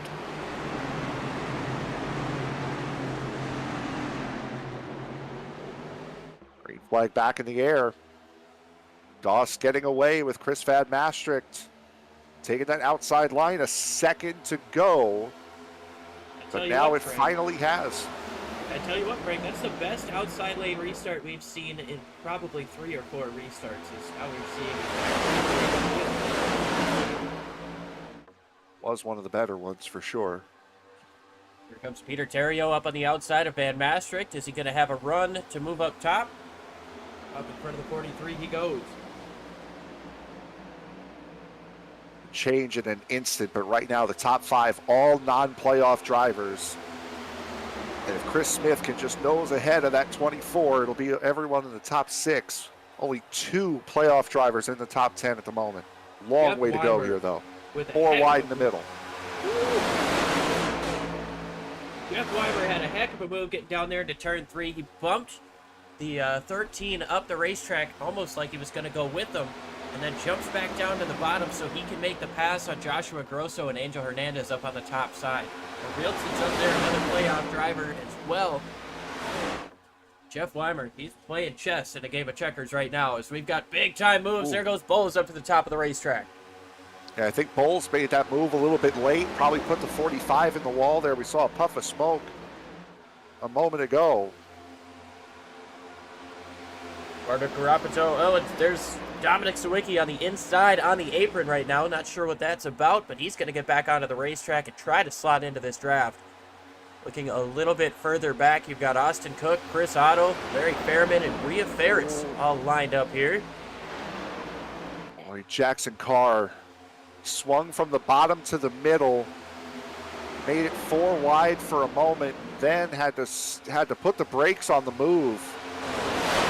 When he realized that the 43 was still there. Well, the 9 now I think is going to bail out here as well. Jeff Weimer has had some sort of situation. He is not being scored on the racetrack right now. Yeah, Jeff Weimer. Yeah, no, Jeff Weimer, he's still in the session, at least from what I can see. But yeah, you're right. He must have had a big connection issue. Oh, look at this. Here comes Matt Metler up on the top side, trying to take the race lead in the iSNF Cup Series. Tell you what, man, if he can hold it up there, he has got a shot. But that's the question of if he can hold it up there now as the 45 moves down to the inside, takes away that momentum. Peter Terrio looks to try to get up in front of him, but he's going to stay behind Jaxon Carr down the back straightaway. Or is he? Terrio was in that 6 car last week as a substitute, filling in. William Britton no longer in the series. Decided to jump in, fill that vacant 6 car last week. Terrio back in his own ride, pushing Jaxon Carr back out to the race lead. Jaxon Carr, Peter Terrio, James Bowles stay strong up on the top side. We've got a pack of about 15 cars up here, and then it splits just a little bit. Really close between the 67 and 43 there. Saw Bowles moved down to the inside line. Matt Mettler followed suit, and right as Bowles was starting to get his momentum back up, the 13 and the 67 went to the bottom as well. It's a group of Chevys trying to line up so they can chase down the top pack in front of them. They're struggling to get in line, though. Now they've got all 5 in line, but they're 2 seconds back behind the next car. They're really not trying to work together right now, as Marcus Hagman is now getting passed by the 7 of Casey Tomlinson. They're chilling out right now. Not a bad idea either. Only 23 cars in this front pack at the moment. Up here battling for the lead, and it's not settling down here. If you're up here at the front, you are racing right now. There's no riding. Oh, not at all. Look at Peter Terrio. Look at Matt Mettler down to the bottom of the racetrack. It's not going to work out for him there, but Peter Terrio up on the top with help from more Toyotas. Now, Frank, I know we've seen a lot of chaos and calamity in this race, but what are the odds we start to see a choo-choo train form up on the top side? That has traditionally been the fastest way to log laps here. Are these guys going to get on the same page to log laps together? I don't think so. Honestly, with what we've seen here in this race, now that they're up here at the front, we got the Toyotas up here. 4 Toyotas in the top 5 right now. I don't see them calming down. They've been racing from the word go here tonight. There's no logging laps here at the moment, I don't think. It seems like these Toyotas up on the top side are trying to. They've got 6 of them lined up, and they've got a hefty gap up 15 of Mark Morton as they're now 3 wide. We've got 2 distinct lines. The top side formed up very well. Matt Mettler tries to go up and block Jaxon Carr. He doesn't have the space. Puts Carr into the wall, but they get away okay. These guys in the middle now 4 wide. Matt Mettler gets turned around. No caution. Green. Yep. Caution is out. There is. And again, that's a product of the track narrowing up at that part. 4 wide, the bottom lane has to come up. There's no maybe about it. They have to come up. Yeah, and that was a really tough spot because where we were looking from behind, we couldn't tell if he was clear or not up top, or if he had the space to move up. But unfortunately, getting turned around.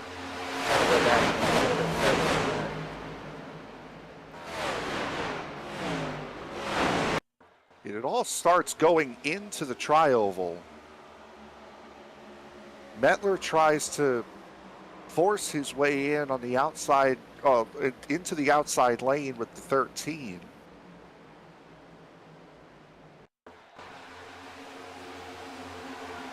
Now he's trying to give space up to the top. Maybe he's not totally sure when he's clear. 21 got the 43 loose on the bottom, moved him up.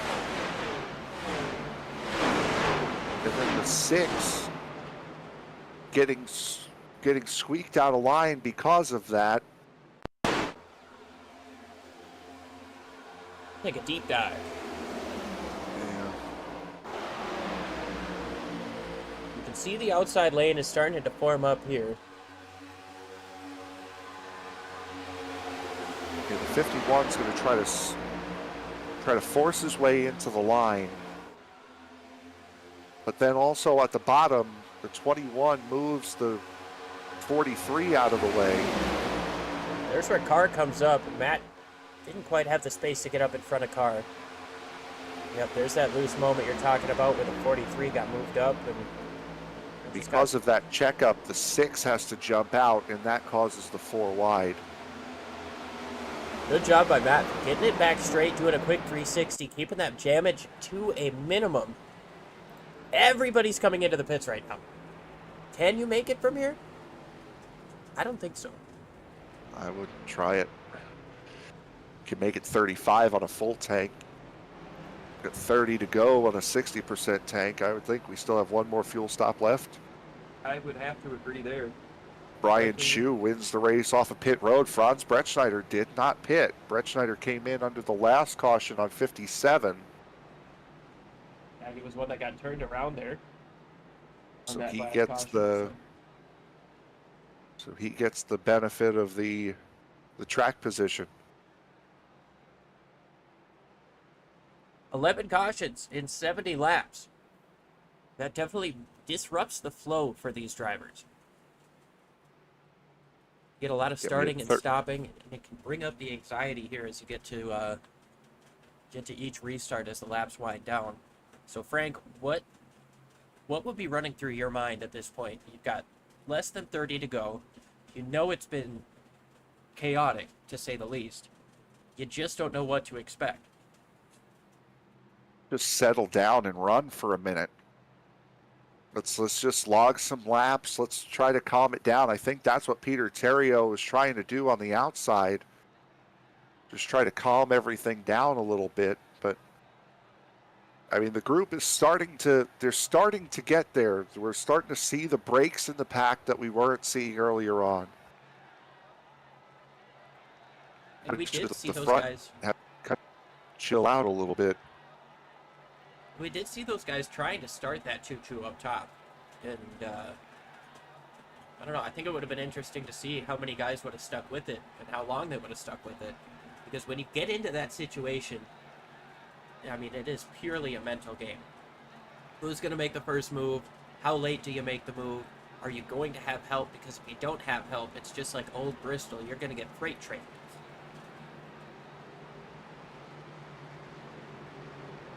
Brett Schneider comes into the pits. He stayed out to lead a lap. Now Brian Chu is going to inherit the race lead.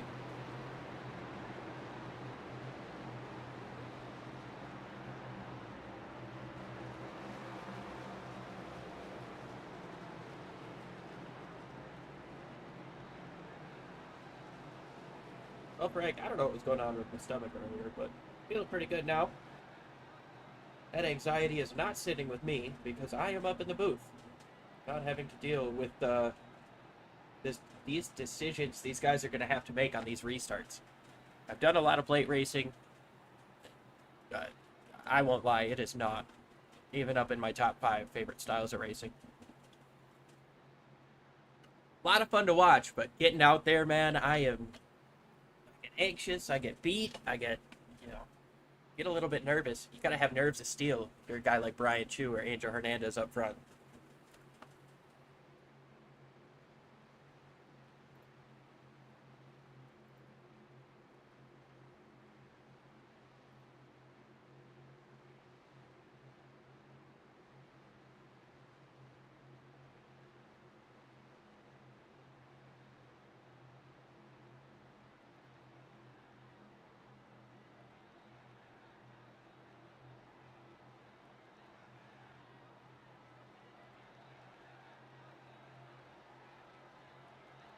Little bit of a audio issue on my end.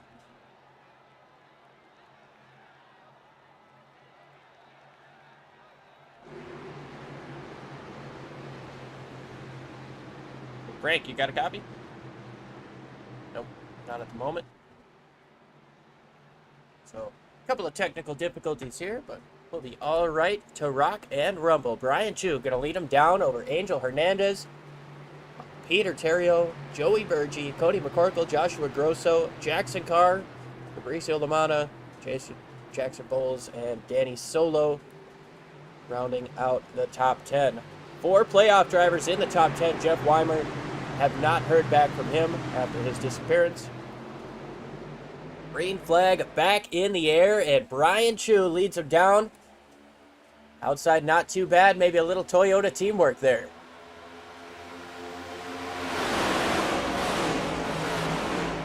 Saw that Toyota teamwork really start to kick in just before that caution came out, so it wouldn't hurt these guys right now to try to work together. Not at all. And this pack is big, it is bad, it is fast. Not quite seeing that separation that we did off that last restart. Matt Mettler stuck in the middle with a teammate and Marcus Hagman.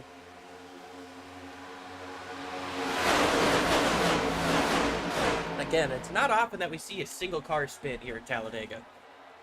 No, it's not, unfortunately. And as you mentioned, the pack not breaking up the way we thought it would or the way we hoped it would. It's getting down to crunch time. It's getting down to go time now, and right at the time where you want to start saying, hey, let's calm down, let's chill out here. Everyone's going to get back up because limited time left. There's absolutely, I mean, you're right. On the limited time left, these moves are going to start getting more aggressive. They're going to be more calculated. But as we get to the end of this thing, you don't want to be left without a partner. You don't want to lose the draft. You're going to be so much more inclined to stay in line. Just as I say that, we've got the 13 and the 43. That's Jaxon Carr and James Bowles moving up to the middle to try to get around McCorkle and Terrio up front. Chris Smith is going to try to use that momentum as well. There in the 21, he'll get down just in front of Daniel Sollo in the 24. As Brian Chu leading that outside line, 3 Toyotas and Fabricio Lamana in the Chevrolet trying to work up that third lane. Now Joey Bergey's going to go out there. Yeah, and it looks like the 42 of Maines is going to get out of this pack. Move up front to Jaxon Carr as he's up on the top side of the racetrack. Does he stay there? Whoa! Yeah, Joey Bergey had a big disconnect moment, and just before he got back in, I guess, he was able to throw it to the apron, not cause a caution. Well, I tell you what, that scared me, and I'm sure the fans as well, because we saw him drive through a couple of cars to get to the apron. No caution, no crash. Joey Bergey in the 99 is able to get away A-OK, but look at them pinching each other up on the top lanes here. That's going to give Terrio the chance with the bottom side and that momentum push from Cody McCorkle. Very good push between the 15 and the 51 in the middle, trying to work that outside line, trying to pull them back a little bit. Jaxon Carr and James Bowles put themselves in the wall trying to get up there. But now it's Terrio on the bottom, and I'm feeling it here. And I know I certainly would be feeling it in the car. It feels a little bit calmer with Terrio out in front. It seems like it's a little bit less dramatic, a little bit less moving and shaking going on. So whatever Terrio's doing is certainly working.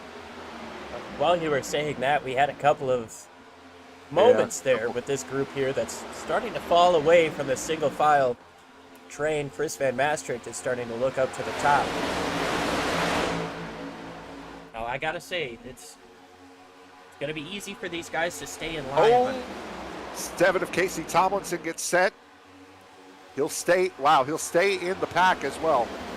What a job by Casey Tomlinson.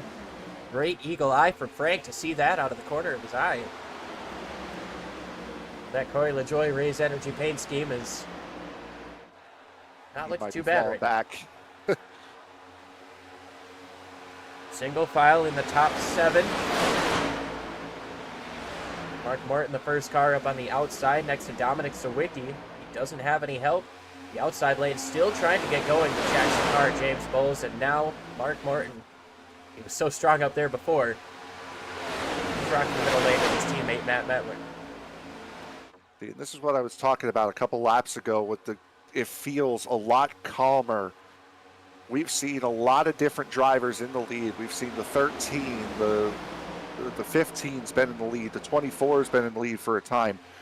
Nobody other than Peter Terrio has been able to calm this field down and run as single file as long as these guys have, except for this 67. He's got a lot of speed in this car right now.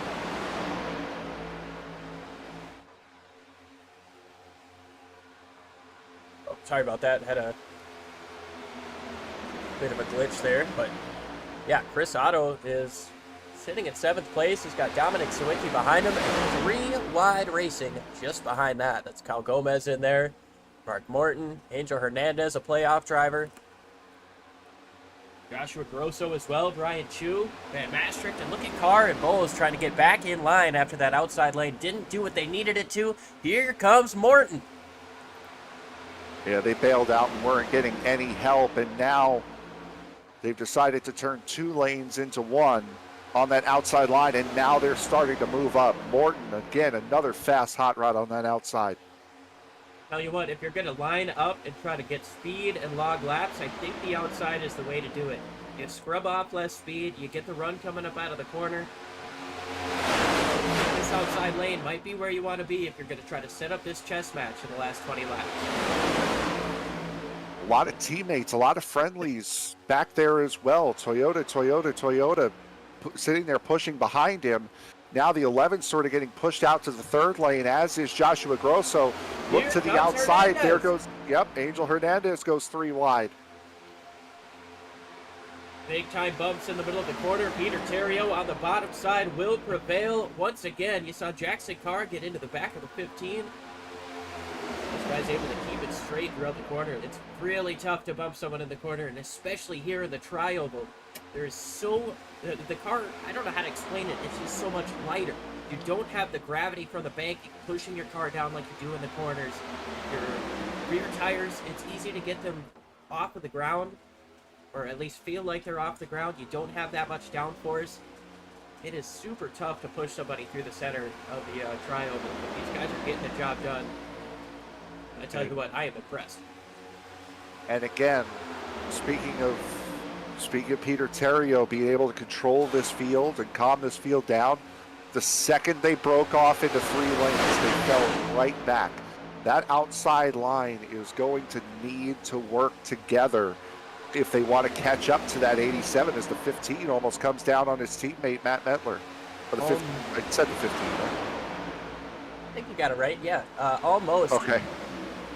Almost a sketchy moment there getting into the tri-oval, but like you said, if we're going to see the outside lane form up, they can't be doing this 3-wide stuff. They can't be taking the side draft from the cars on their inside. They've got to get far enough away from this inside line as to where they're not affected. There's no side draft, there's no nothing. So now you see Dominic Sawicki try to move up in front of Metler, maybe move up a couple of spots. See if these guys jump up in front of the 43 at Bowles, or if they're going to decide to stay middle. They do stay middle. And it's not even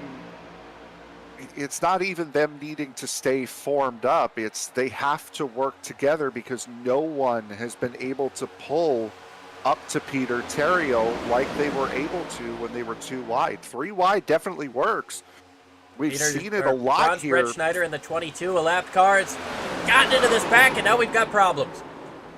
Around goes the 43 of Bowles. Joshua Grosso may have gotten a piece of that. Cal Gomez is involved. That all started when these guys were trying to get around the black car, the 22.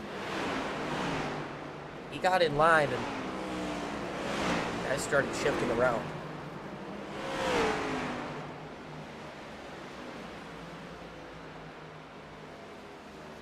That's 12 cautions here on the day.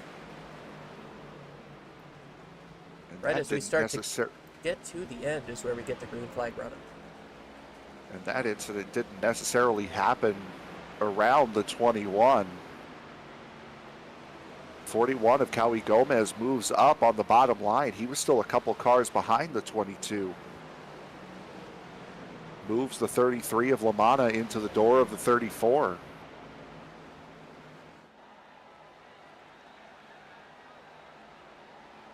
Here. And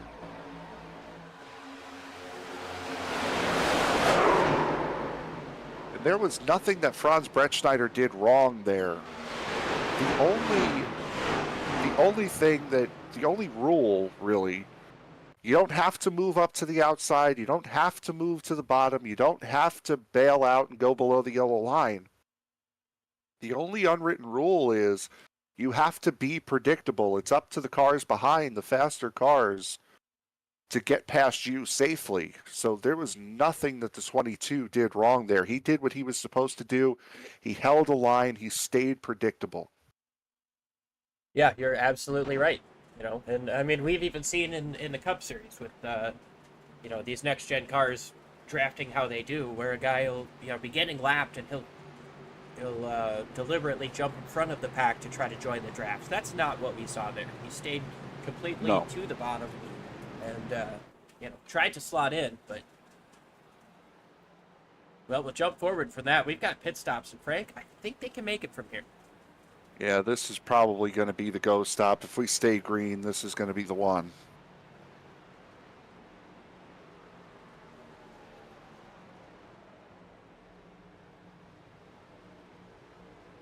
Ario's already down and away. So Wiki got a great stop there in the 14. While we have a moment under caution, we're going to step side by side one last time. We'll be right back with the finish.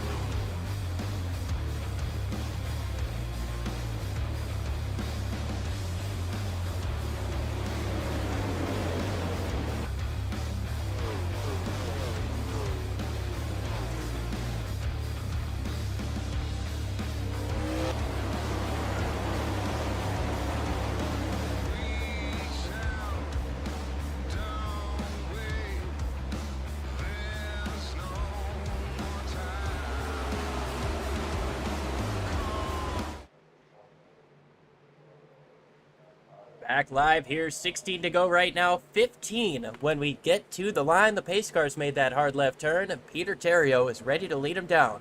Cody McCorkle to his outside, Dominic Sawicki, Danny Sollo, and Marcus Hagman. Only 2 playoff drivers in the top 5, 3 of them in the top 10 with Hernandez in 9th. Green flag back in the air. Looks like a good restart on the bottom, but it's really not. That outside line is a lot more formed up. Now it's broken as Sollo goes to the bottom. Third car on the inside lane, car number 24. See going to be able to get clear of his playoff contender, or playoff competition, rather, Cody McCorkle to his outside. It doesn't look like it. Big time push from Chris Otto is going to put Cody McCorkle side by side with Sawicki for second. That's Chris Otto in the Hendrick number 24, the Hendrick number 48, trying to push past two teammates and a playoff rival as well. He's trying to push past.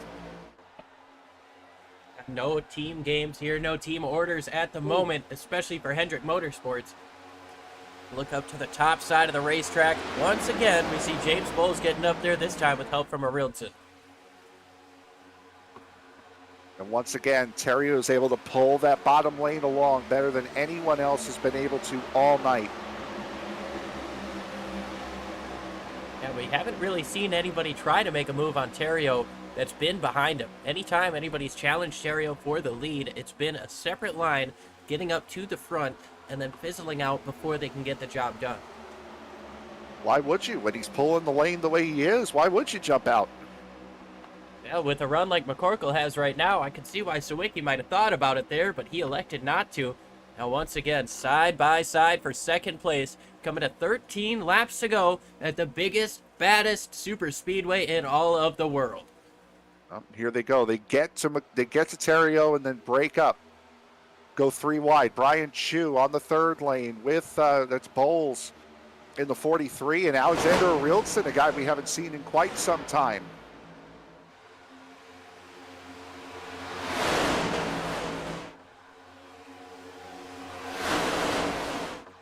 It says 13 laps, but there's way too much that could happen as Bowles, big move from the top to the bottom with Arilton as well.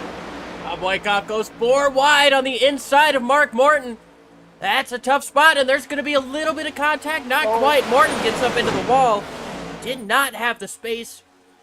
They were running 4 wide, man, and that is super sketchy. Yeah, that wasn't the 15 going in the wall. That was 78 putting him there. Wyckoff had a big wiggle through 3 and 4, and now this bottom line once again starting to reign supreme. Watch that bump. Those two, the 43 and the 8, looked like they were off center from each other. And I was just getting ready to say a couple of new players up front have gotten in front of Peter Terrio just after I talked about how nobody else had the 43 and the 8 of James Bowles and Alex Arilton get it done. How content is a guy like Peter Terrio going to be after leading so many laps, leading his line? How content is he going to be to stay in third place? Let me answer that question with another question. What's the #1 rule in super speedway racing when it comes to racing in the draft? Do not lead. Do not push the pusher. And that's exactly what Peter Terrio's doing. He is pushing the pusher. Yeah, that is a very important rule, but I was more thinking of the whole, you don't want to be the leader on the last lap. Oh, and there it is! A little bit of a push of the pusher. Terrio tried to push the 8 through the 43. Unfortunately, Terrio had the room to back off and allow the 8 to get back in line. Now Terrio's, oh, maybe not. Oh, crash! Maybe? No. Jaxon Carr. I saw smoke. Jaxon Carr had gotten sideways, almost a full 90 degrees sideways, but he was able to get it straight quick before the caution was triggered. So we're staying green. Staying green with 10 laps to go. James Bowles leads. Here comes the 67 of Terrio to the inside of Arilton for second. Bowles gets down and blocks that move, but now Arilton is going to fall back until the 24 of Danny Sollo gets up to him. Now those guys going to try that tandem once again. Yeah, Bob Wyckoff tried to stick it 4 wide again, and Netcode got those two. Sent the 13 sideways, but got knocked straight again.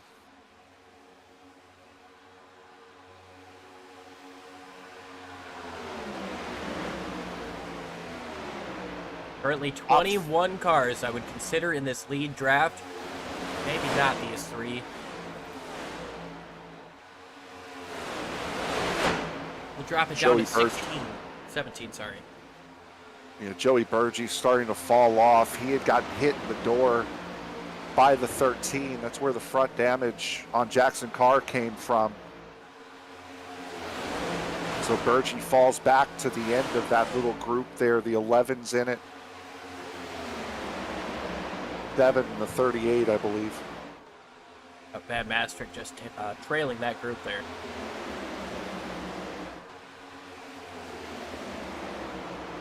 Rilton trying to make something happen up on the top side. Got help from Sollo, Metler, and Hagman up there. They don't have the numbers. It's 3 Chevrolets and a Ford. 4 cars on the outside line trying to compete with 14. And now Chris Smith gives that outside lane a lifeline. Well, he tried to. He's going to get hung out to dry in that 21 machine, stuck up on the top. Angel Hernandez going to try to get up there, utilize some of that toe. Now he's going to drop back down to the bottom and try to make it around the 21 of Chris Smith. If the second you make a sketchy move in the draft or what somebody perceives as a sketchy move, if you try to make a move, you're going to get hung out. Oh, and around goes James Bowles up front, and Peter Terrio, Angel Hernandez, the big one. For like the 4th time.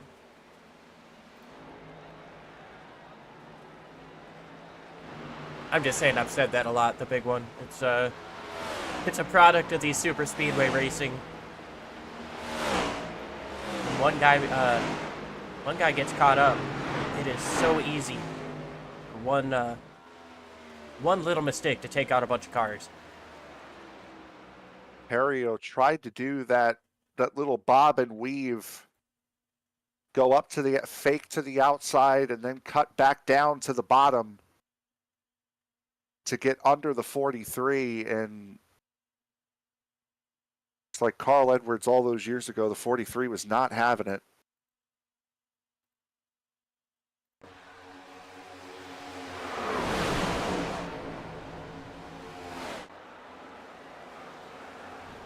So Bowles is actually able to get away from this okay. Let's go ahead and take a look at the 67 of Terrio as all this is going down. I don't know if this is something I just haven't noticed or if this is actually new. Look at the roof flaps on the top and the cowl flaps up up on the hood doing their thing. I've never seen those cowl flaps go up before. Yeah, I was gonna say I don't know if that's new with the update or if that's just something I haven't noticed, but that definitely caught my eye there.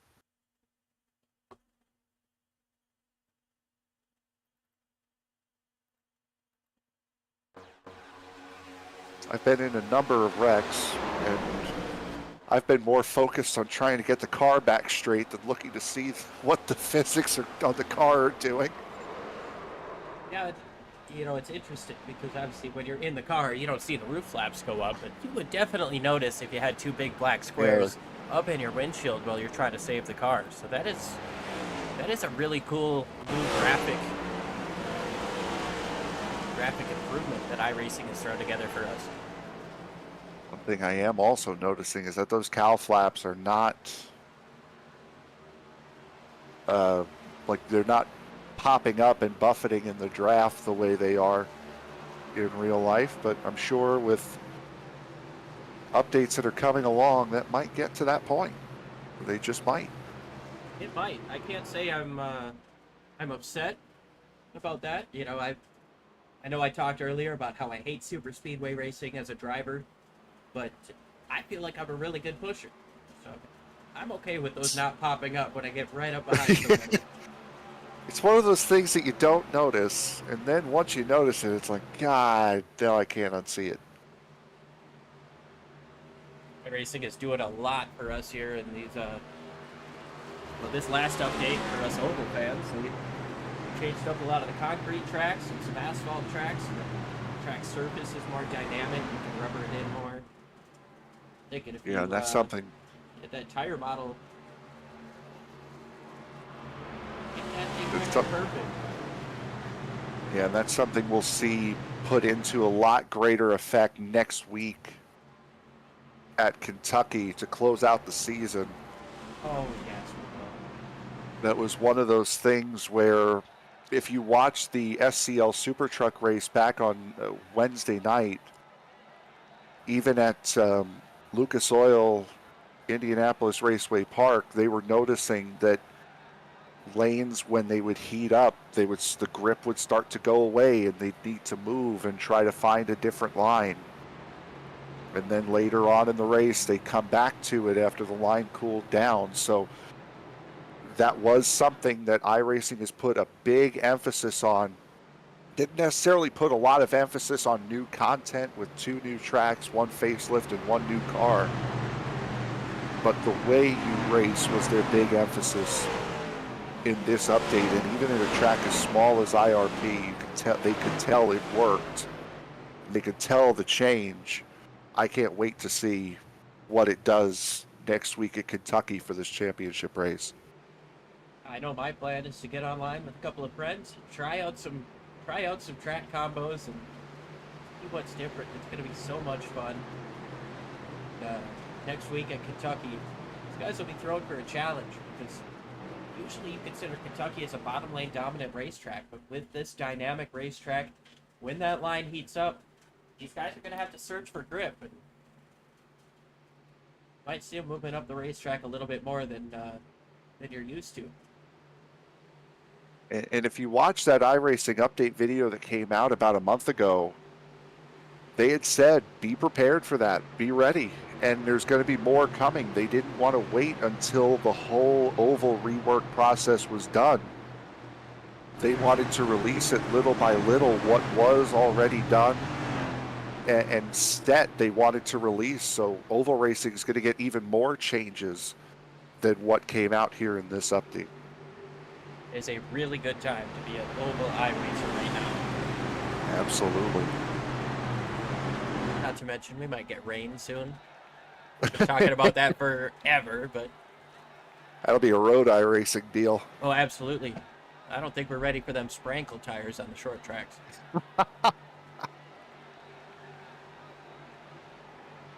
Doubled up once again. 5 to go right now. Going to be 4 at the line. Sawicki leads over Rilson, Sollo, Carapito, and Matt Metler up in the top 5. Green flag back in the air, and Sawicki with a strong start. Rilson up on the top side. He's going to slot in behind Sawicki. It's a great start at a racetrack like Auto Club last week or at Kentucky next week.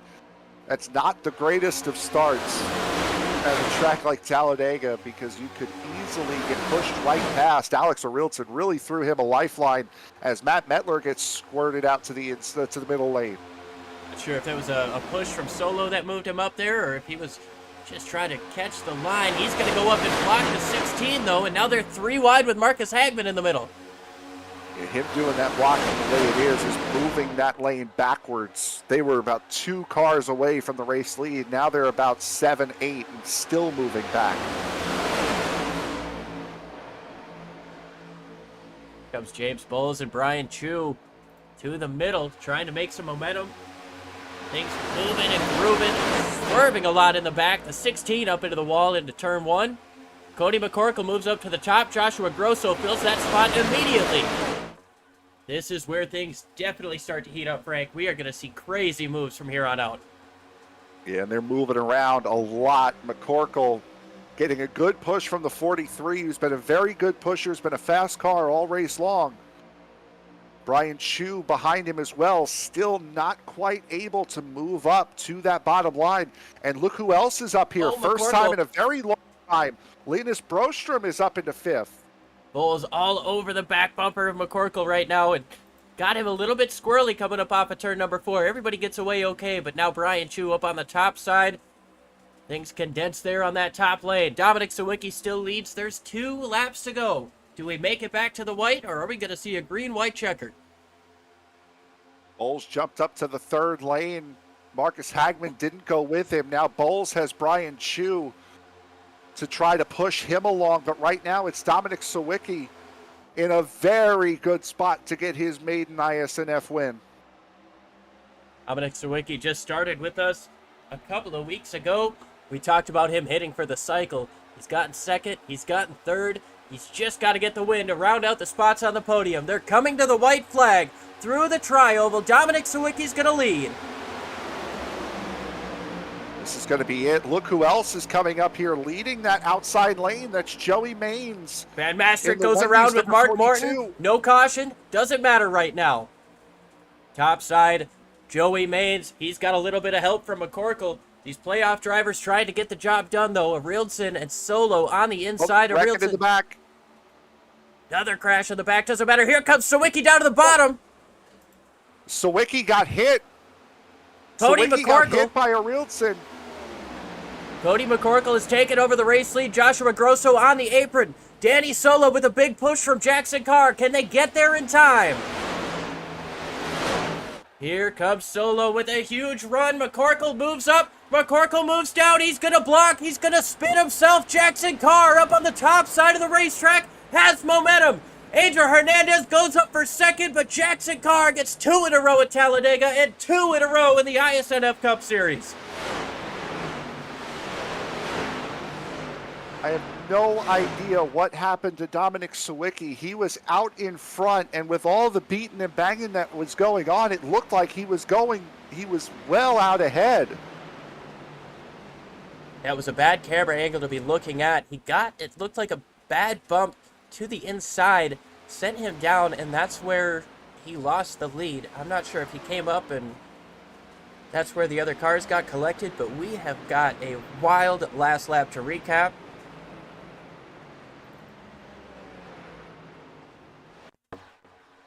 So we will try to start with, there's Van Maastricht, Morton, and I believe Treadwell getting turned around. Yeah, there was one big wreck that involved James Bowles down in the back that broke up that pack. Then just as that was sorting itself out, Sawicki got the bump from Arildson that sent him down. And it looked as though he was going to be out well ahead of whatever was going on behind him and would just have to try to hold on. And he never reappeared. Once he got back up on the track, he never reappeared.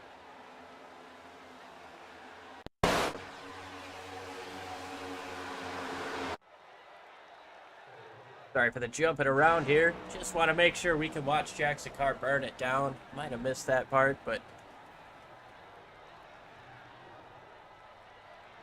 He's still going. yeah, there it is. Burn it down, bud. That's 2 in a row. 2 in a row here at Talladega and 2 in a row, period, for him. Right now, I don't know the official standings as they sit, like who's going into the championship for, but what I can tell you, Angel Hernandez finished second, Daniel Sollo finished third, Joshua Grosso finished fourth, and Alexander Arildson finished ninth. Those were your top 4 playoff finishers. Cody McCorkle, 13th. Linus Broström, 16th. Oh, who else? Jeff Weimer finished in 36th. Fortunately, out of the race after a connection issue. We're going to have to ride on board with Jaxon Carr when we talk with him because he was like 10th on that last lap. And what a unique top 10 finishing order we have here. Jaxon Carr, Angel Hernandez, Daniel Sollo, Joshua Grosso, Austin Cook, Larry Fairman gets his first top 10 in the series. Rhea Ferris, who was a lap down or 2 the entire race, comes home in 7th. Brian Chu, Alex Arildson, and Daniel Holmer. What a race. Yeah, absolutely incredible. And what a finish we got. Clean and green win for Jaxon Carr. And Frank, I believe you've got Jackson with you. I do. Jaxon Carr, congratulations. Put yourself in the perfect spot. 2 in a row at Talladega. 2 in a row on season 6. Congratulations. Yeah, that was I don't know how I won that. So started last on that restart. I did good all race, but once I got to the back, it was so hard to get to the front. Like, some of these guys truly don't know what they're doing. Not to name any names, but there was one car that ruined my run at least 5 times. So it's so hard to get a run. It all depends on the third car. Like, you need a good third car, and it's really hard to communicate that on the fly. So I mean, it was a good race. I enjoyed myself. Kind of an endurance race, honestly, but the 3 faster pairs, so everybody that basically started ended it. So I mean, I'm happy. Another P1 back-to-back Dega, back-to-back from Auto Club as well last week. Now, we spoke a little bit about, under this most recent caution, about how the iRacing effect and what it's done to oval racing with lanes heating up and then cooling down and having to search for grip. I know you guys will feel it a lot more at Kentucky next week, but could you feel that there were certain lines at certain times that were working better just inexplicably and going away a little bit later on for seemingly no reason? Yeah, I could say it. It's hard to say because with the super speedway like this, it's really hard to tell if it's just there's a good pusher or the guy just sucks. So it could be that. Now that I think about it, you might be right because middle was really quick. It was bottom, then middle, then top, then went back to bottom. Yeah, you're probably right. So part of it, I don't think it makes it as big of a deal. I think if the guy on the inside that's the pusher sucks and I'm pushing on the outside, I think the lane will still work better. But that could definitely have been why the bottom was so much better at the end. When middle of the race, I felt like the top was unstoppable. Yeah, like I said, I know you guys will definitely be able to feel it a lot more at Kentucky next week. Speaking of that race, it's the championship race. I know you're certainly going to be going for a win, going for 3 in a row. What are your thoughts going into the final race of the season?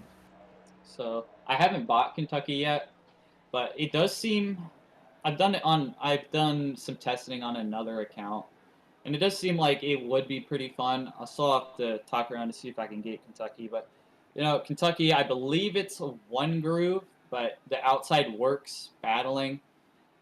That's definitely a track position track, which can be really frustrating or very good because if I'm in the lead, nobody can pass me. So, but who knows with this new oval refresh, maybe a second or third lane could come in. So, if I do end up getting Kentucky, I'll definitely have to practice for that one. I don't know who the championship 4 is. I don't think that's been updated yet. So Yeah, we don't know either. I'm rooting. I don't think any of the people in my camp are in the championship 4. So if not, I hope Angel wins. All right. Anyone you want to give a shout out to before we let you go? Yeah, my dad for this setup and Moza and Burnt Rubber Racing PBR, everything they do. Everybody who was in that DC today, keeping me entertained. Yeah, so All right, you're right. I just wanted to say I shot you a DM, so check on that later. But Not. But yeah. So there is your race winner. 2nd race in a row at Talladega, sweeping the round of 8. Jaxon Carr, congratulations, bud. Yep, thank you. And Liam, I believe you are going to get the pleasure of interviewing Angel Hernandez one more time this evening. Yeah, Angel, it's Liam and Frank up in the booth. You got a copy. Yeah, you got you guys. Well, what a last lap for everybody, but you had an incredible drive working your way up through the field, getting through all of the calamity. Kind of walk us through what you saw. So I think there was initially the wreck coming like straight out of turn 2 that I barely missed. I don't think I had to go all the way down, but I was like an inch away from getting clipped. So Netcode was on my side then, and then they wrecked again in front in the middle of the backstretch, and I just kept it pinned and then just hoped that a hole would open up, and it did. I needed something. I needed a miracle to happen on that last lap, and it did, but I'm not sure if it was enough points-wise to get me into the Final Four. We did have a strong day, second place. And on this last lap, we're kind of watching here, that crash happened behind you, but then you had the perfect hole open up down the back straightaway. Was there any shot at lifting there, or was it just full go? Just full send. I just hoped that something opened up there, and it sort of did, so it just worked out in my favor. You were able to get around Danny Sollo at the very last second. How important is that going to be moving forward? Depends on, I think I needed +7 or +8, and I think that was +7 right there. So if I do make it in, that was decisive, but if not, then just one place too short.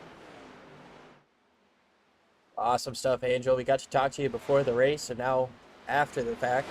Is there anybody you want to give a shout out to for such a strong run? Yeah, Josh was helping me out the whole entire race, along with Peter.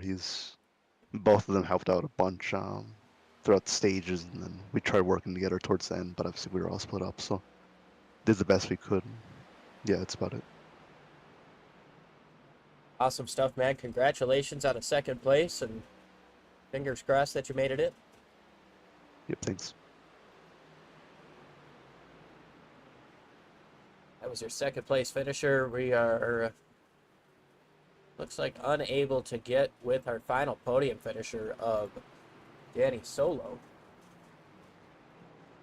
Jaxon Carr, Angel Hernandez, Danny Sollo round out your podium in an incredible race. It was a little bit rocky to start, but we had an amazing finish. Ran it green to the end as well. So we certainly did, and it was a lot of fun to be able to sit here and watch this race, as I as I don't often get a chance to just sit here and watch, not have to worry about producing. But again, thank you very much, Liam. You were a lifesaver coming in to produce the race from lap 7 onward. Helped out a ton here tonight. This race does not get broadcasted tonight, certainly without Liam. Again, I apologize for the technical issues on my end earlier on, but we got it sorted out rather quickly. We made the change that we don't normally make, and got it sorted out. Liam, do you want to read off the finishing order, or would you like me to?